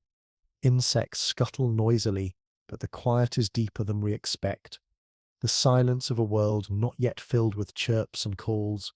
And yet, within that quiet, there is motion. A cockroach-like insect darts under a leaf. A salamander like Ichthyostega slaps forward, lunging at its prey. A branch cracks and falls, startling the stillness. The Devonian forest may lack the familiar music of later ages, but it has its own rhythm, the rhythm of beginnings, of first attempts, of life discovering what land can offer. There is humour in how tentative it all seems. Archaeopteris, proud and tall, but still reproducing with spores like a fern, as if it can't quite make up its mind whether to be a tree or a fern. Insects scurrying like busy commuters, yet with no real destinations beyond the next morsel of food. Amphibians dragging themselves along with the determination of marathon runners, but the grace of toddlers learning to walk. The Devonian forest is like a rehearsal, a dress rehearsal for the grand performance of terrestrial life, with every participant improvising its lines, and yet the improvisation works. It builds something astonishing, an ecosystem where none had existed before, a stage for the dramas of evolution that will unfold in ages to come. If you pause to reflect, the achievements of this young ecosystem are staggering. In a relatively short span of time, Earth has gone from bare rock to continents clothed in forests. Oxygen levels have risen to near modern concentrations. Soil, once unknown, now supports layers of life. Animals that once only swam now crawl and breathe in air. The land is no longer empty. It is inhabited, structured, alive. It is still young, still fragile, but it is real. The Devonian land ecosystems are not prototypes anymore. They are functioning worlds with energy flowing from sun to plant, from plant to insect, from insect to amphibian. To walk here is to witness Earth's first great attempt at terrestrial society. Archaeopteris trees are the architects, designing the skyline. Insects are the workers and recyclers, keeping the system running. Amphibians are the new hunters, keeping populations in check. It is a small society, with only a handful of roles, but it is enough to function, and once society begins, it grows. By the end of the Devonian, forests stretch across continents, insects are diverse and numerous, and amphibians are claiming their place as true land dwellers. The experiment has succeeded, and though millions of years have passed, we still live with their legacy. Every forest today carries the memory of Archaeopteris in its wood and leaves. Every insect scurrying across soil carries the spark of those first cockroach-like pioneers. Every amphibian, every frog or salamander carries the awkward determination of Ichthyostega. And every breath we take is a gift of those first forests, which transformed Earth's air into something we could use. The Devonian land ecosystems may feel alien, but they are our ancestors. They built the foundation of the world we know. So imagine once more standing beneath those fern-like canopies, the air heavy with oxygen, the ground alive with insects, the water nearby stirring as an amphibian drags itself ashore. It is quiet, it is strange, it is unfinished, but it is also miraculous. The Devonian continents are no longer silent, they are alive, and in their forests and animals, the Earth has found its first true land-based ecosystems, green, breathing, and endlessly inventive. The Devonian had been a golden age, a time when the oceans glittered with diversity, when armored placoderms ruled like kings, when reefs stretched like underwater cities, and when fish multiplied in 1,000 shapes. But even golden ages end. At the close of the Devonian, Earth stumbled into a crisis, an ending so profound that half or more of all marine species vanished. This was no single sudden blow like a meteor strike. It was a drawn-out catastrophe, a series of extinction pulses spread across millions of years. Together, these crises reshaped life on Earth, clearing away the rulers of the Devonian seas and setting the stage for new dominions to rise. To study this time is to witness not just death, but transformation, a planet pressing the reset button beneath the waves. The Devonian extinction is sometimes called the late Devonian extinction, but that phrase is too gentle, too clinical. In truth, it was an apocalypse played out in slow motion, a drawn-out drowning of the oceans. The Kellwasser events, beginning around 3072 million years ago, marked the first blow. Oxygen levels in the seas collapsed in many regions, a condition scientists call anoxia. Imagine swimming in the Devonian Ocean at this time. The water feels warm, but something is wrong. As you dive deeper, fish scatter, sluggish, gasping. The water grows darker, murkier, lifeless. Oxygen, the invisible breath of life, is missing. For creatures dependent on gills, it is suffocation on a planetary scale. Vast regions of the sea turned into dead zones, hostile to almost everything but the hardiest microbes. Coral reefs, once sprawling supercities, withered. Placoderms, the armored titans, dwindled. Trilobites, ammonites, brachiopods, all suffered. By the time the Kellwasser events had finished their grim work, perhaps half of all marine species had disappeared. The great flourishing of the Devonian was already unraveling. But the ocean was not finished with its upheavals. Some 10 million years later came the Hindenburg event, around 359 million years ago, the final curtain of the Devonian. If the Kellwasser was a slow suffocation, the Hindenburg was a whiplash of climate change. Temperatures swung, sea levels shifted, habitats collapsed, anoxia returned, this time more widespread. Glacial episodes chilled the planet in patches, only to be followed by warming. It was as if the climate itself had forgotten its lines, lurching unpredictably between extremes. For marine organisms, it was intolerable. Another wave of losses swept through, wiping out survivors of the first crisis. Placoderms, already in decline, vanished entirely. Reef-building corals collapsed. Ammonites were battered. Trilobites cut down. Countless lineages erased. All told, between 50 and 70% of marine species perished. The Devonian Ocean, the great arena of life, was emptied, silenced, left in ruins. Why did this catastrophe unfold? Scientists point to several culprits, and the truth is likely a tangled web. The spread of forests on land had drawn vast amounts of carbon dioxide out of the atmosphere, cooling the climate and destabilizing it. Nutrients washed into the seas, fueling algal blooms that consumed oxygen, leaving the water anoxic. The oceans became chemical traps, poisoned by their own productivity. Some suggest volcanic activity added to the chaos, belching gases that altered climate further. The exact mixture of causes remains debated, but the effects are clear. Oceans choked, climate swung, life faltered. The Devonian had been a greenhouse paradise. By its end, it was a patchwork of suffocating seas and unstable skies. For the creatures of the reefs, it was like having the floor pulled out from under them. For the armored placoderms, it was the last call of a dynasty.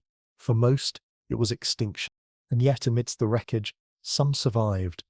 Lobe-finned fishes endured, awkward ancestors who would one day crawl onto land as amphibians. Sharks and ray-finned fishes slipped through the bottleneck, destined to become the rulers of future seas. Some ammonites survived, diminished but resilient, ready to rebound in later ages. The extinction was merciless but not total. Life clung on, stubborn, adaptable, waiting for calmer waters. In that sense, the Devonian extinction was not simply an ending, but a pruning. It cut back the great diversity of the Devonian, trimming away branches of the tree of life, but it left behind seeds that would sprout in new directions. The imagery of this catastrophe is both epic and eerie. Picture a reef city once buzzing with life, now collapsing into rubble, corals bleached and broken, fish gone, ammonites shells drifting empty to the seafloor. Imagine placoderms once so dominant, now reduced to a few stragglers, their heavy armor no defense against the invisible enemy of anoxia. Imagine whole stretches of ocean gone silent, devoid of swimming life, only bacteria thriving in the gloom. It is a haunting vision, a reminder that evolution's pageants can end not with applause but with silence. And yet, in that silence, the stage is cleared for new performance. There is even a strange humor in it, if you can step back far enough. Imagine the oceans as a chaotic party, filled with placoderms crashing about in their armor, ammonites swirling like tourists, trilobites scuttling underfoot. Then someone flips the switch, turns out the oxygen, and the party ends abruptly. The guests vanish, the lights dim, the dance floor empties. When the music resumes millions of years later, the guest list has changed. Sharks arrive in larger numbers, ray-finned fish multiply, new players step forward. The Devonian extinction in its grim way was Earth's way of clearing the room and setting up for the next act. The scale of the loss cannot be overstated, as reefs, which had flourished for tens of millions of years, collapsed and would not return to their former glory until much later. Placoderms, once the undisputed rulers of the seas, were gone forever. Entire families of brachiopods and trilobites disappeared. The oceans, once riotous with variety, became quieter, emptier, simpler. It was as if the planet had pressed reset on marine ecosystems, erasing the complexity of the Devonian and replacing it with a cleaner slate. For millions of years afterward, the seas lacked the grandeur they had once held. The extinction had not only killed species, it had reset the very tone of ocean life. And yet, as tragic as it seems, this is also the rhythm of Earth's history. Extinction is not the opposite of evolution, it is part of it. Each crisis prunes the tree of life, and each pruning allows for new growth. The Devonian extinction may have ended the reign of the placoderms and silenced the great reefs, but it also opened the way for the rise of sharks, ray-finned fish, and eventually land vertebrates. Without the collapse of the Devonian seas, the next chapters of Earth's story might never have unfolded. The end was terrible, but the aftermath was possibility. To stand at the edge of a Devonian ocean as the extinction unfolded would have been both terrifying and awe-inspiring. The waterline retreating, then rising, skies clouded with storms, dead fish washing ashore, once rich reefs now barren stone, the air heavy with the smell of decay, the silence broken only by waves. You would have felt the weight of collapse, the emptiness of absence, but you would also have known that this was not the end of life, only the end of an age. Beneath the losses, seeds of survival remained, waiting to sprout into something new. The Devonian extinction was not a single day of disaster, not an asteroid strike, not a bang. It was a drawn-out sigh, a slow collapse, a death by suffocation and confusion. It was quieter than the end of the dinosaurs, less dramatic perhaps, but no less profound. 50 to 70% of marine species gone, reefs reduced to rubble, dominant predators erased, oceans reset. And yet through it all, life endured, stubborn as ever, reinventing itself for the chapters to come. So let us remember the Devonian not only for its age of fishers, not only for its forests and pioneers, but also for its ending. Because in that ending lies one of the most important truths of Earth's story, that every age, no matter how glorious, must eventually yield. The Devonian seas, once teeming, fell silent. But from that silence rose new voices, new creatures, new possibilities. The apocalypse beneath the waves was not final, it was transitional. And that is why we still tell the story, not to mourn what was lost, but to marvel at how life endures, adapts, and transforms. When we think of the Devonian period, it is easy to picture the oceans filled with armored giants, spiraled ammonites, drifting like living Nautilus lanterns, and the first true forests rising across once barren continents. But imagination alone cannot give us those images. What we know comes from stone. Fossils are the true storytellers. They are Earth's memory carved into rock, the silent witnesses of lives that ended hundreds of millions of years ago, but refused to disappear completely. The Devonian is often called the Age of Fishes, but it might just as well be called the Age of Fossil Treasures, because what we know of its lobe-finned pioneers, its amphibian experiments, and its Archaeopteryx forests all comes from those stubborn traces pressed into slate, limestone, petrified wood. Fossils are improbable survivors. To become one requires a conspiracy of chance. A creature must die in the right place, be buried quickly, and have the chemistry of preservation on its side. Most bodies vanish. The fossil record is biased, unfair, and frustratingly incomplete. But when it speaks volumes. And in the Devonian it speaks of bold new experiments, fish growing limbs, forests taking root, and vertebrates learning to breathe air. One of the richest sources of Devonian memory is the Hunsrück slate in western Germany. At first glance, the slate looks ordinary, dull, dark slabs of rock, stacked like pages in a forgotten library. But split them open, and the pages come alive. Inside are extraordinary portraits, fossils preserved not only in outline, but sometimes in exquisite detail. Even soft tissues turn to pyrite, that glitter faintly like gold. These fossils are so fine that researchers sometimes see traces of muscles, organs, and delicate fin rays. The Hunsrück is what paleontologists call a Lagerstätte, a deposit of exceptional preservation. For the Devonian, it is like stumbling on an old family album that somehow survived centuries in an attic, its photographs crisp and vivid when all else is fading. Here we find lobe-finned fishes, the coelacanths and lungfish relatives, whose fins carried within them the architecture of arms and legs. Their fossils are not just skeletons, they are blueprints. You can trace a sturdy single bone branching into paired supports, the unmistakable pattern that would one day become humerus, radius, ulna. To look at such a fossil is to glimpse the future in draft form. It is as though the rock whispers, "Here is the first outline of your own arm, drawn long before your ancestors existed." Amid the slate are also fossils of armored placoderms, their bony head shields captured in stone, jaws frozen wide as if protesting their sudden end. Some look comical, others regal, but all remind us that the oceans of the Devonian were theatres of drama. To see them preserved so clearly is to feel as though you are looking at characters paused mid-scene, waiting for the curtain to rise again. The Hunsrück slate also offers amphibian relatives, creatures like ichthyostega that were halfway between fish and landwalkers. Their fossils show stout ribs and limbs strong enough to push against mud, though not graceful enough to sprint. In life they must have flopped clumsily on the banks of rivers, but in death they left stone testimonies of courage, the first attempts at walking when none had walked before. When you see one of these fossils, flattened yet clear, you almost want to cheer for it, as though it were a marathon runner gasping toward the finish line of evolution.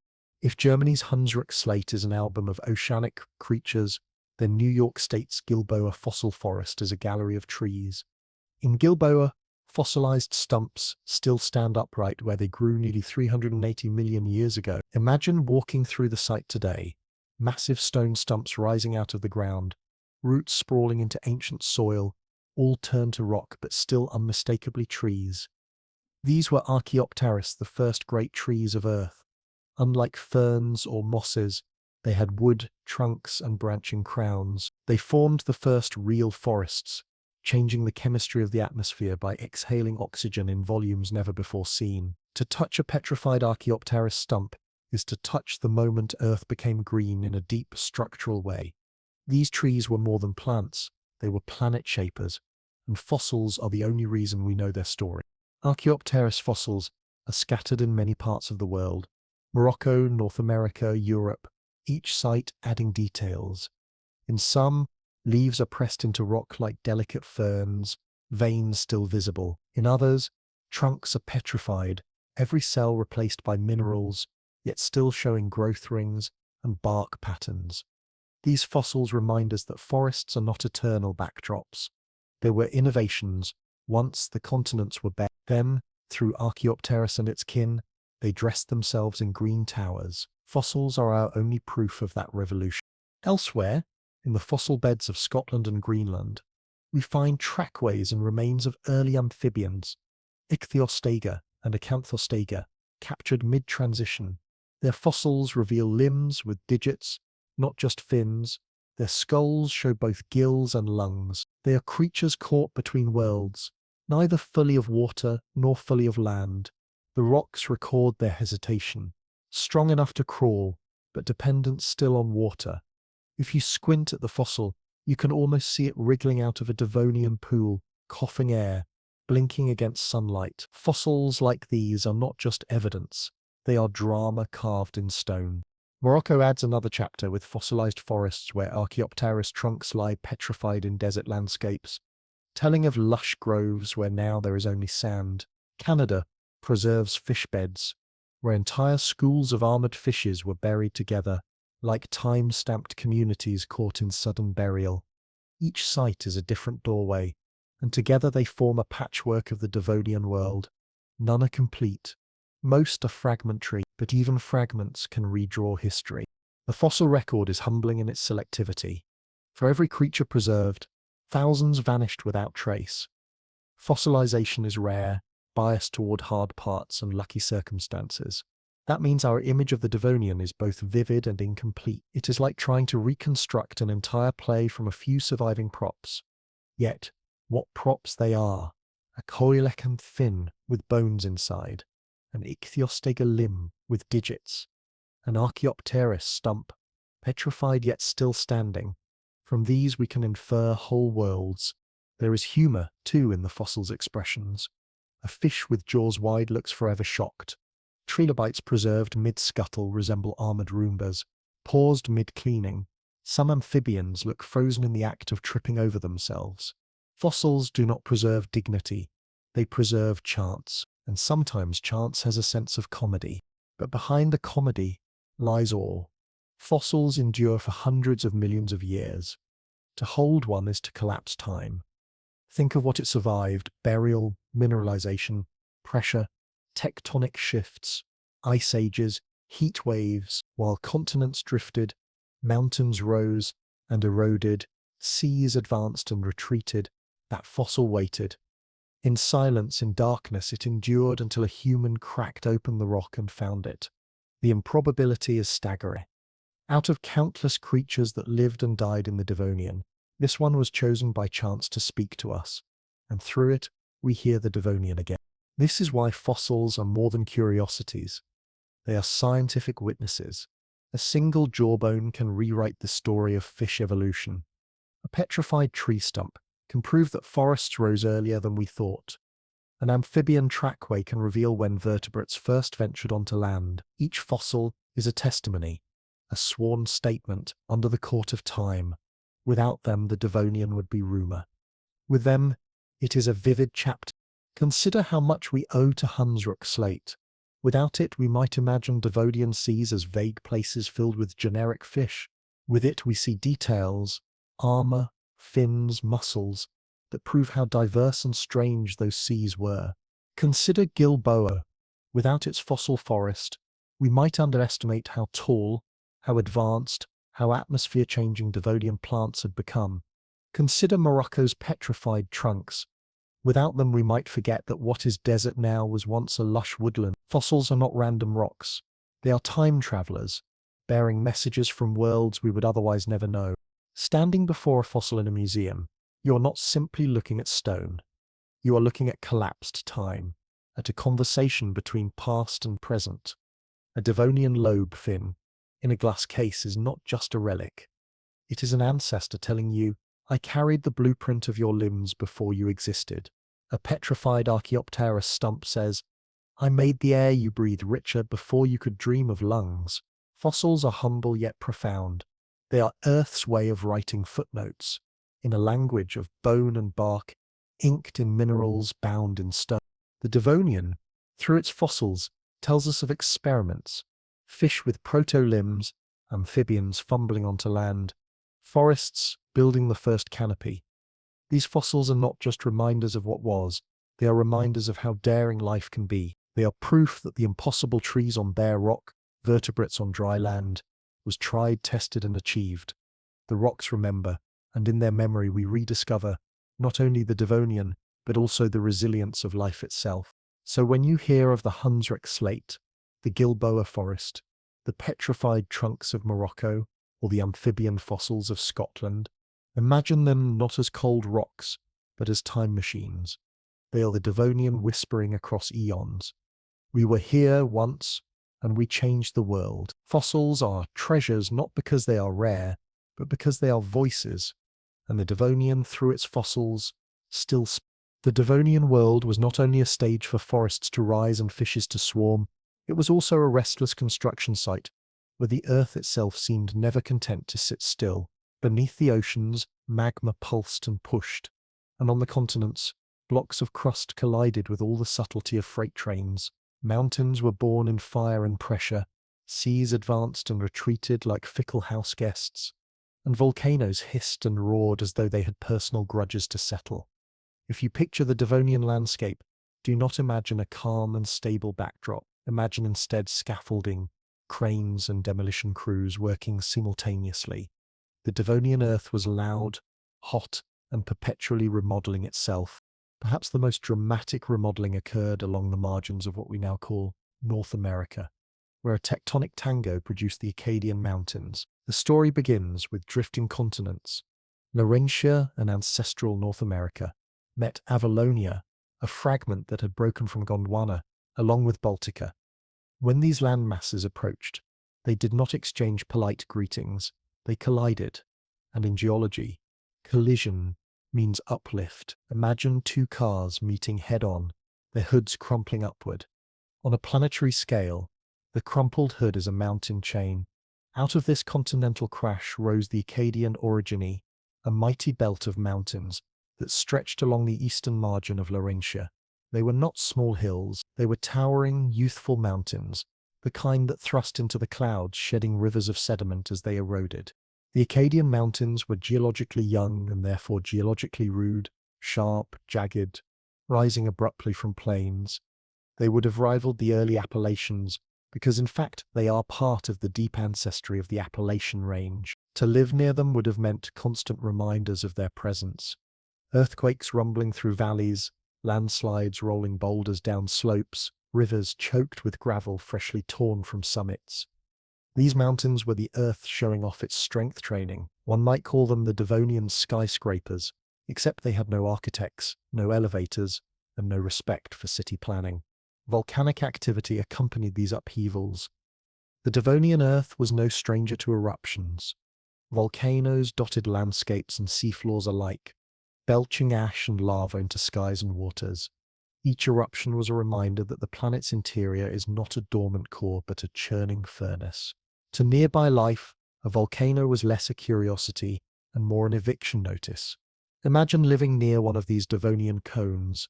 You might wake to a sound like thunder multiplied, see the horizon glow orange, and feel the ground beneath you shudder as magma forced its way upward. Ash clouds would spread, blotting out sunlight, while rivers of lava spill downhill with majestic indifference. Volcanoes are spectacular from a distance, but in the Devonian, distance was rarely guaranteed. The eruptions shaped not just the land but also the climate, sending gases into the atmosphere that tinkered with global temperatures and weather cycles. As mountains rose and volcanoes roared, sea levels danced a wild, unpredictable choreography. The Devonian oceans swelled and shrank, their shorelines creeping far inland at times and then retreating without apology. In high stand phases, shallow seas flooded continents, creating vast inland oceans teeming with marine life. Imagine standing in what is now a dry interior plain and finding yourself surrounded by warm, shallow water instead. Sunlight glittering on ripples where today only grass grows. These shallow seas were like sprawling aquariums, stretching for thousands of kilometers, nourishing reefs and leaving behind thick deposits of limestone.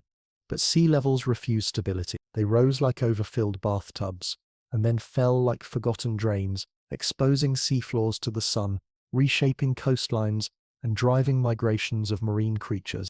The cause of these sea level changes lay partly in the restless heart of tectonics. When continents collided, they squeezed crust upward into mountains, but also downward into basins.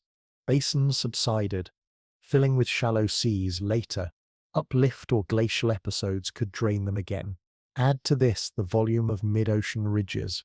When spreading centers expanded, they displaced water, raising sea levels, and when they slowed, seas withdrew.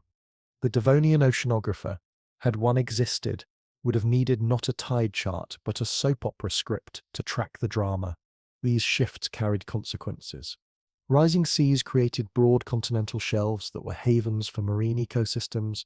Retreating seas exposed these same shelves, stranding communities, altering chemistry and redistributing sediments. Imagine reefs suddenly high and dry, fish stranded in shrinking pools, shallow bays vanishing like mirages.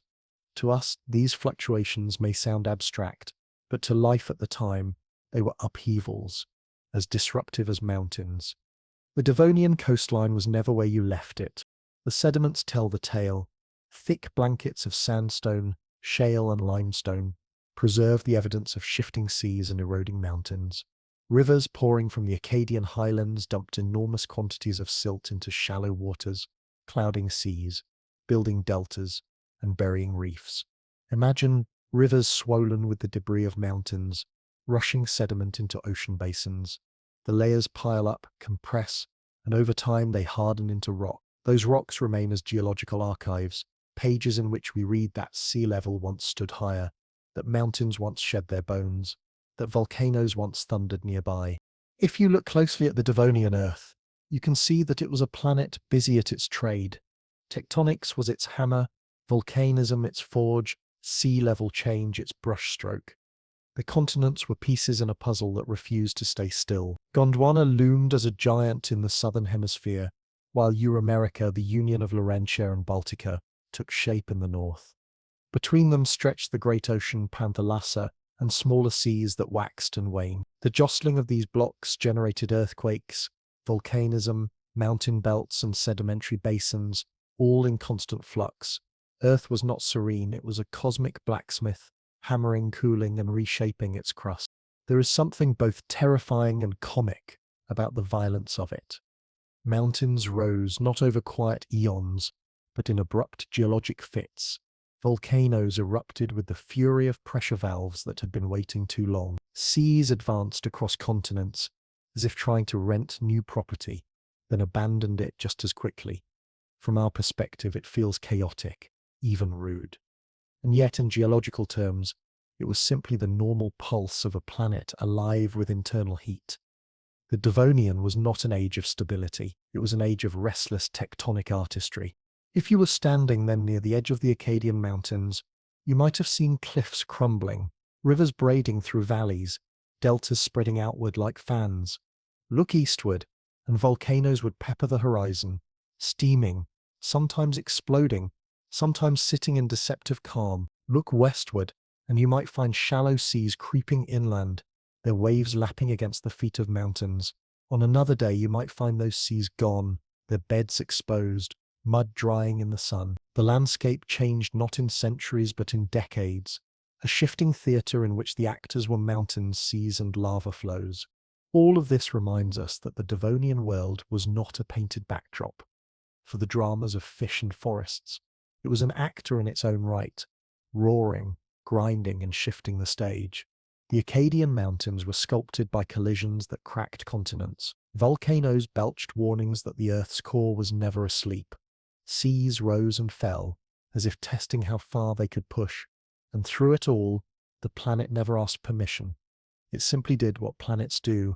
It remade itself, noisily and magnificently. The Devonian Earth, in short, was a work in progress, and perhaps the most impressive thing about it is that it never stopped. Those Acadian mountains, now worn down, still form the bones of Appalachia. The sediments shed into shallow seas, hardened into the rocks that geologists now read like novels. The record of sea level rise and fall is written in alternating bands of limestone and shale. The volcanoes are gone, their cones eroded, but their ashes linger in stone. The Devonian was a world that built and dismantled in equal measure, a construction site whose blueprints are still legible if you know how to look. So when you think of the Devonian, think not only of fishes and forests, but of mountains clawing skyward, volcanoes spitting fire, and seas creeping and retreating like restless tides.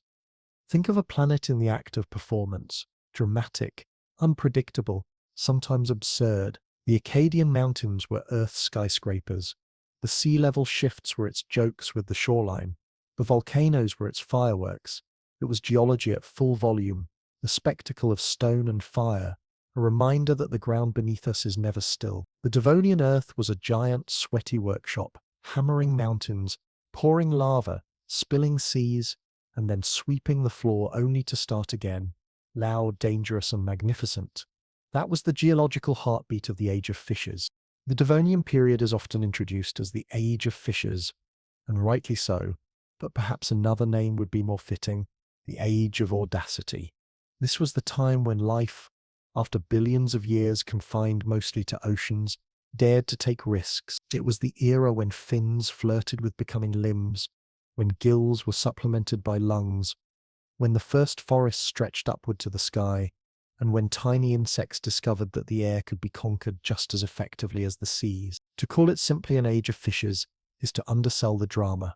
The Devonian was an evolutionary workshop, a restless factory floor where nature, with messy enthusiasm, tried out prototypes that sometimes failed spectacularly and sometimes changed the world forever. Picture yourself standing on the shoreline of a Devonian swamp. Before you lies a shallow pool fringed with Archaeopteryx trees, their fern-like fronds catching the damp breeze. The air smells of wet vegetation and carries more oxygen than earlier ages, though not quite the same as today. Insects buzz clumsily above mossy patches, their bodies small but their presence revolutionary. And in the water at your feet, lobe-finned fishes lurk, their muscular fins flexing with an anatomy that looks almost too ambitious for a swimmer. They push against the mud, testing as though they sense that water is no longer the only stage for life. Every ripple at the water's edge is a rehearsal for a performance that will soon shift to land. The stars of this transition were the lobe-finned fishes, a group that may have seemed unremarkable at the time, but that carried within them the future of all land vertebrates. Unlike most fish whose fins were supported by delicate rays, these creatures had stout, fleshy appendages with bones inside. At the core of each fin was a strong, singular bone, branching into paired structures, an arrangement uncannily similar to what would later become humerus, radius, and ulna. In these bones lay destiny. They were still used for swimming, for pushing along the bottom of ponds, but they were also sturdy enough to support weight, to brace against mud, to begin something entirely new. Evolution is rarely deliberate, but in hindsight it looks cunning. Within the fins of creatures like Eusthenopteron and Panthalassic, you can see the blueprint of every arm, every leg, every paw, every wing that would follow. Eusthenopteron, sometimes called a fishapod, was not a land animal, but it was already far from an ordinary fish. Its fins were thick, muscular, and jointed. Its skull bore similarities to early amphibians. It breathed primarily through gills, but its anatomy hints that lungs were in the picture as well. If you watched it swimming through a Devonian pond, you might not be impressed at first, but then it would push against the bottom with fins that looked startlingly limb-like, and you would realize you were watching rehearsal for a revolution. Panthalassic went even further. With its broad, flat head and eyes shifted upward, it looked less like a fish and more like a crocodile prototype. It hugged the shallow waters, peering upward, scanning both water and air. Its fins were stronger still, capable of propping up its body in the mud. Here was a creature that seemed undecided about its loyalties. Was it a fish? Yes. Was it an amphibian? Not quite. Was it on the verge of becoming something entirely new? Absolutely. In Panthalassic we see a threshold being tested. And then out of this lineage, the first true amphibians emerged. Among them were Ichthyostega and Acanthostega, names that today echo through textbooks but that in their own time represented astonishing novelty. Ichthyostega was stout-bodied, with limbs that could bear its weight, ribs that supported its chest, and lungs that let it breathe air. It still had a tail strong for swimming, and it was certainly more at home in water than on land, but it could haul itself ashore. Imagine watching one emerge from a Devonian pond, its body glistening, its stubby legs pushing awkwardly, its chest heaving as it gulped air. It would not stride confidently like a later reptile. It would lurch, stumble, flop, and perhaps retreat quickly to water. Yet even in its clumsiness, it represented something profound. This was one of the first vertebrates to stand, however briefly, where no fish had stood before. Acanthostega, too, tells a fascinating story. Its limbs carried digits, actual fingers, not fins. Not 5 as we have, but up to 8 on each limb. Yet, these fingers were not designed for walking on dry ground. They were likely used for paddling, for maneuvering through dense vegetation in swampy waters. Acanthostega was still thoroughly aquatic, but its anatomy foreshadowed terrestrial life. In its limbs we see the first sketches of hands, the tools that would one day play piano, paint canvases, and build spacecraft. It is humbling to think that such grandeur traces back to awkward amphibians dog-paddling through Devonian weeds. Life on land was no small challenge. Water supports weight, air does not. Gills function beautifully underwater but collapse in air. Skin dries out, eggs desiccate. Every aspect of biology had to be reconsidered. The amphibians of the Devonian were evolutionary pioneers, astronauts stepping onto an alien world without proper spacesuits. Their limbs strained under gravity, their lungs gulped air desperately, their skins demanded dampness. Many must have perished in their attempts, but enough survived, enough persisted, enough nudged the boundaries, and that persistence changed everything. While amphibians tested the mud, the air itself was being explored by another group of pioneers, insects. The first insects were small, wingless, and humble. They crept among mosses and plants, nibbling on spores and detritus. But soon, some developed wings, and with that innovation the sky was conquered. Flight is one of evolution's great inventions, and insects were the first to master it. Imagine an Archaeopteryx forest with tall, leafy trees casting shade over a Devonian swamp. From the shadows rises a buzzing, awkward insect. Fluttering with wings that look like fragile sails, it crashes into a frond, rights itself, and tries again. It is no dragonfly yet, no butterfly, but it is a beginning. The first animals to leave the ground did so clumsily, but in doing so they opened the skies. The insects of the Devonian were not yet the buzzing clouds we know today, but they were crucial. They decomposed plant matter, recycled nutrients, and became prey for amphibians. They also began experimenting with forms that would later diversify into the staggering variety of beetles, flies, bees, and moth. If Ichthyostega was the astronaut of land, insects were the hot air balloons of the sky, fragile, experimental, and utterly transformative. Together, amphibians and insects wove the first complex land ecosystems. The trees provided shade and oxygen. The insects provided movement, decomposition, and prey. The amphibians linked water and land, feeding on insects while still tied to ponds for breeding. It was not yet the lush chorus of later ages. There were no dinosaurs, no birds, no mammals. The land was quiet, sparse, and strange, but it was alive. It was occupied. It was no longer the exclusive domain of rock and wind. The Devonian had cracked the code of terrestriality. Think of the humor in it. Amphibians dragging themselves with all the grace of toddlers learning to walk. Insects buzzing like badly folded paper airplanes. Fish with fins that seemed indecisive. Half flipper, half arm. Evolution at this stage was not elegant. It was clumsy, experimental, prone to errors. And yet, in those errors lay the seeds of future mastery. It is a little like watching a rehearsal, where the actors forget lines, stumble on props, and yet somehow manage to capture the essence of the play. The Devonian was rehearsal, but it was also triumph. The legacy of these experiments is immense. From lobe-finned fishes came all tetrapods, amphibians, reptiles, mammals, birds. From insects came pollinators, decomposers, and the buzzing fabric of ecosystems. From Ichthyostega and Acanthostega came the very concept of terrestrial vertebrates. Without the Devonian, the land would have remained silent rock and moss. With it, the land became a stage for forests, animals, and eventually civilizations. To stand in a Devonian swamp, then, would be to watch possibility itself. Fishes testing limbs, amphibians heaving themselves into the unknown, insects buzzing like early machines, trees rising, exhaling oxygen, reshaping air. It would look primitive, sparse, awkward, but you would know if you could see far enough ahead that every step, every flutter, every gulp of air was history being written. The Devonian was not only the age of fishes, it was the age of first. It was the age when life, with a mix of daring and clumsiness, stepped from water to land, from gills to lungs, from crawling to flying, and it never looked back. The Devonian period is more than an ancient chapter locked in stone.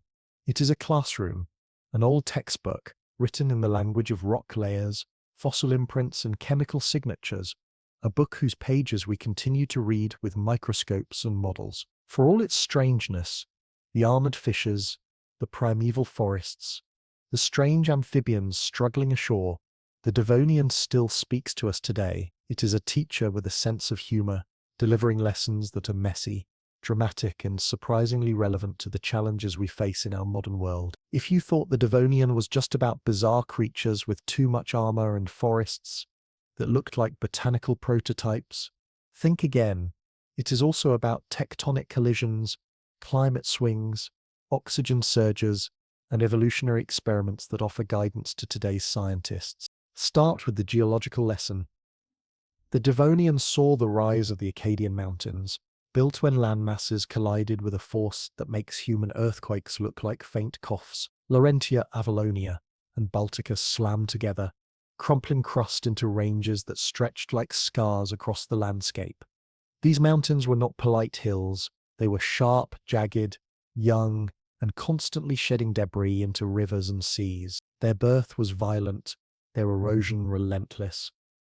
What does this teach us? That the Earth is never static, and continental collisions are engines of change. When mountains rise, they reshape rainfall, rewrote rivers, and dump sediments into oceans. The Acadian Mountains remind geologists today how tectonics rewires entire planetary systems. By studying their remnants, we understand how collisions elsewhere, from the Himalayas to the Andes, reshape ecosystems and climate. The Devonian Acadians whisper to modern researchers, if you want to know the future of a mountain belt, look at our stones. We grew tall, we wore down, and our sediments tell the story of rivers, deltas, and shallow seas. Mountains are not just scenic backdrops. They are active players in Earth's climate and life. The Acadian story also teaches humility. Imagine standing near those mountains, watching volcanoes spit ash, rivers choke with gravel, and coastlines shift under the weight of sediments. To life, it must have felt like chaos. But to Earth, it was just another Tuesday. Geologists today read the Acadian rocks and use them to calibrate models of how continents interact, how orogenies recycle crust, how mountains control the chemistry of the atmosphere. Even the mud carried from Acadian slopes into Devonian seas has meaning. It altered habitats, buried reefs, and transformed marine ecosystems. In this way, the Acadians are still teaching us how mountain building influences biodiversity, how tectonics and life are interwoven in feedback loops that span millions of years. Next, turn to the biological lesson, one written in the clumsy footprints of amphibians. The Devonian was when vertebrates first tested life on land, awkwardly dragging themselves out of the water with stubby limbs and gulping air with primitive lungs. Creatures like Ichthyostega did not march boldly into new territory. They stumbled, flopped, and improvised. And yet, their experiments worked well enough to open an entirely new frontier. What do these amphibian pioneers teach us? That transitions are messy, but messiness is not failure. In evolutionary biology, progress is rarely elegant. It is a series of awkward trials, each one nudging the boundaries just enough to allow the next generation to try again.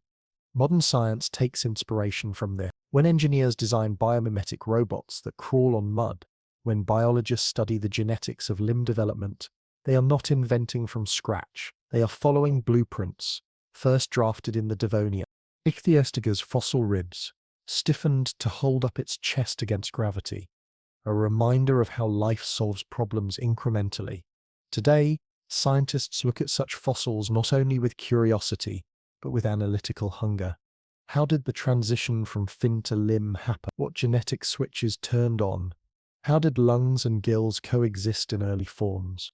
The answers matter, not just for paleontology, but for understanding development, physiology, and adaptation. The Devonian amphibians are case studies in resilience, prototypes whose partial successes opened doors to greater triumphs.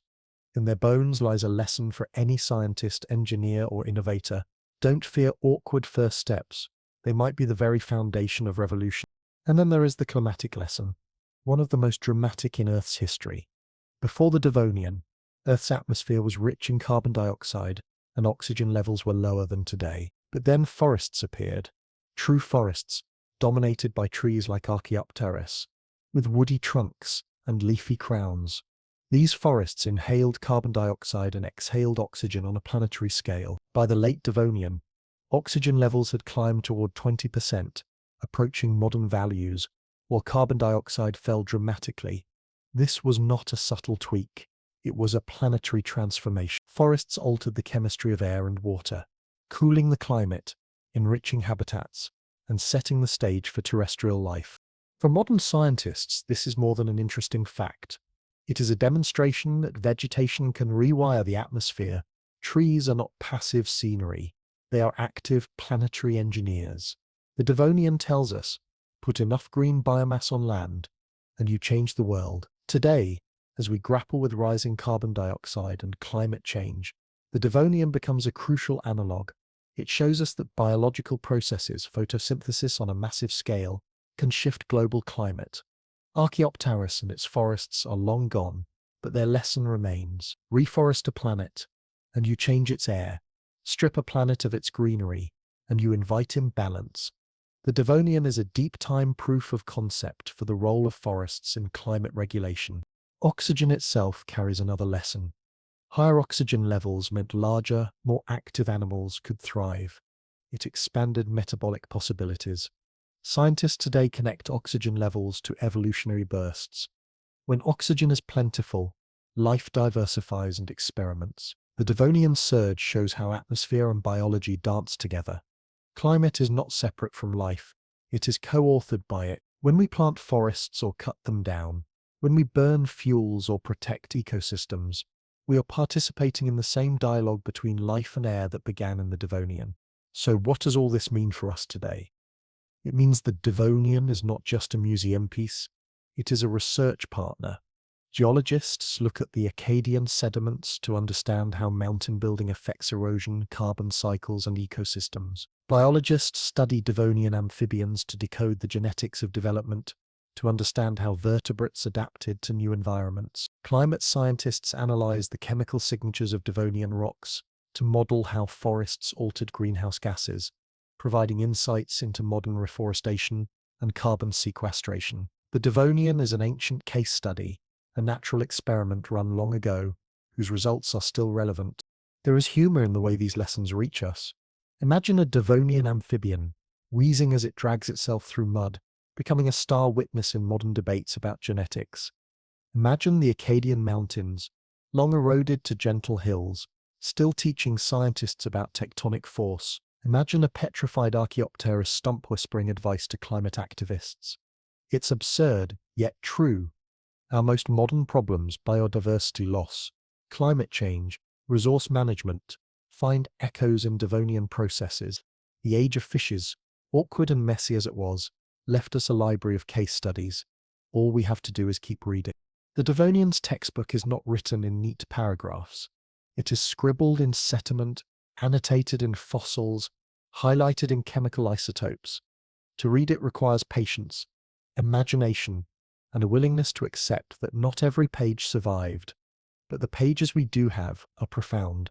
They teach us that Earth is restless from the Acadian orogeny, that life is experimental from amphibians testing land, and that biology and atmosphere are inseparable from forests pumping oxygen. These are not trivial curiosities, they are guiding principles. So when modern scientists plant forests to combat carbon emissions, when geologists warn about the long-term impact of tectonic upheavals, when biologists marvel at transitional forms, they are all in some way students of the Devonian. It may be 400 million years gone, but its lessons are as fresh as ever. The Acadian mountains say, tectonics matters. The amphibians say, bold experiments pay off. The forests say, greenery changes everything. In the end, the Devonian is not simply a prehistoric curiosity. It is a reminder that Earth has always been a system of feedbacks, of interactions between stone, water, air, and life. It is a teacher with a long memory, and if we listen, it may guide us in caring for our own future. The Age of Fishes was also the age of lessons, and its textbook, though written in stone, still has chapters we have yet to finish reading. The Devonian has long since passed, its mountains worn down, its forests vanished, its seas reshaped into new oceans, and yet it continues to live in our imagination. It surfaces in books, films, documentaries, and even in the playful corners of popular culture. When we watch a program like Walking with Monsters or Prehistoric Planet, the Devonian returns not as dusty stone but as moving flesh, as swimming fins and rippling forests. Suddenly, the lobe-finned fish is not a fossil but a star, gliding across the screen with the confidence of a creature that never knew it would be famous. The first amphibians crawl once again, their awkward steps transformed into moments of cinematic triumph. These shows invite us to step back in time and remind us that the Devonian is not just an age. It is a story, a myth, a symbol of beginnings. Paleontology, too, has given the Devonian a kind of second life. Museums display gleaming fossils under bright lights, turning once-forgotten bones into objects of wonder. Children lean close to glass cases, staring at armored fishes that look half like knights, half like monsters. Artists sketch lush paintings of primeval swamps, their canvases filled with towering trees and strange creatures. In these images, the Devonian becomes something more than science. It becomes part of culture, a shared dream of how life first touched land and sky. Even in popular imagination, the Devonian holds a special charm. It is not as famous as the age of dinosaurs, nor as mysterious as the dawn of mammals, but it has its own quiet magic. It is the story of first steps, of pioneers that did not know they were pioneers. It represents courage, awkwardness, and the beauty of beginnings. In cultural memory, it stands as a reminder that all great journeys start with clumsy experiments, that progress often looks ridiculous before it looks grand, and so we arrive at the end of our own journey. We have wandered through Devonian seas and forests, watched the rise of mountains and the drift of continents, glimpsed fishes with proto-limbs and insects taking flight. We have followed the whispers of fossils and listened to the lessons of forests. Now, in this closing chapter, we step back, letting the Devonian fade once more into the long night of history. But perhaps it does not vanish entirely. Perhaps it lingers in imagination, in culture, in dream. As you drift towards sleep, imagine yourself once more on a Devonian shore. The water glimmers with ancient light. The air is filled with the faint buzz of insects and the rustle of early leaves. A fish stirs in the shallows, its fin flexing like a hand. An amphibian lifts its head, eyes shining, as though ready to crawl toward tomorrow.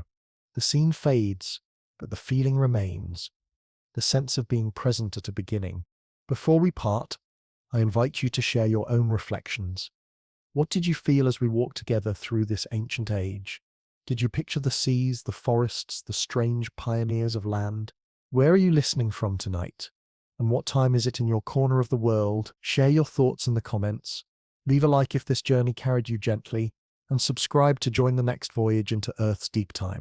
And now, it is time to rest. Close your eyes, let the images drift like ancient tides, and fall asleep with the knowledge that you too are part of Earth's story, a story that began long before us, and will continue long after. May your dreams carry you through primeval forests and across quiet seas, into worlds where beginnings are always possible. Good night, traveller. Sleep well, and dream of the Devonian.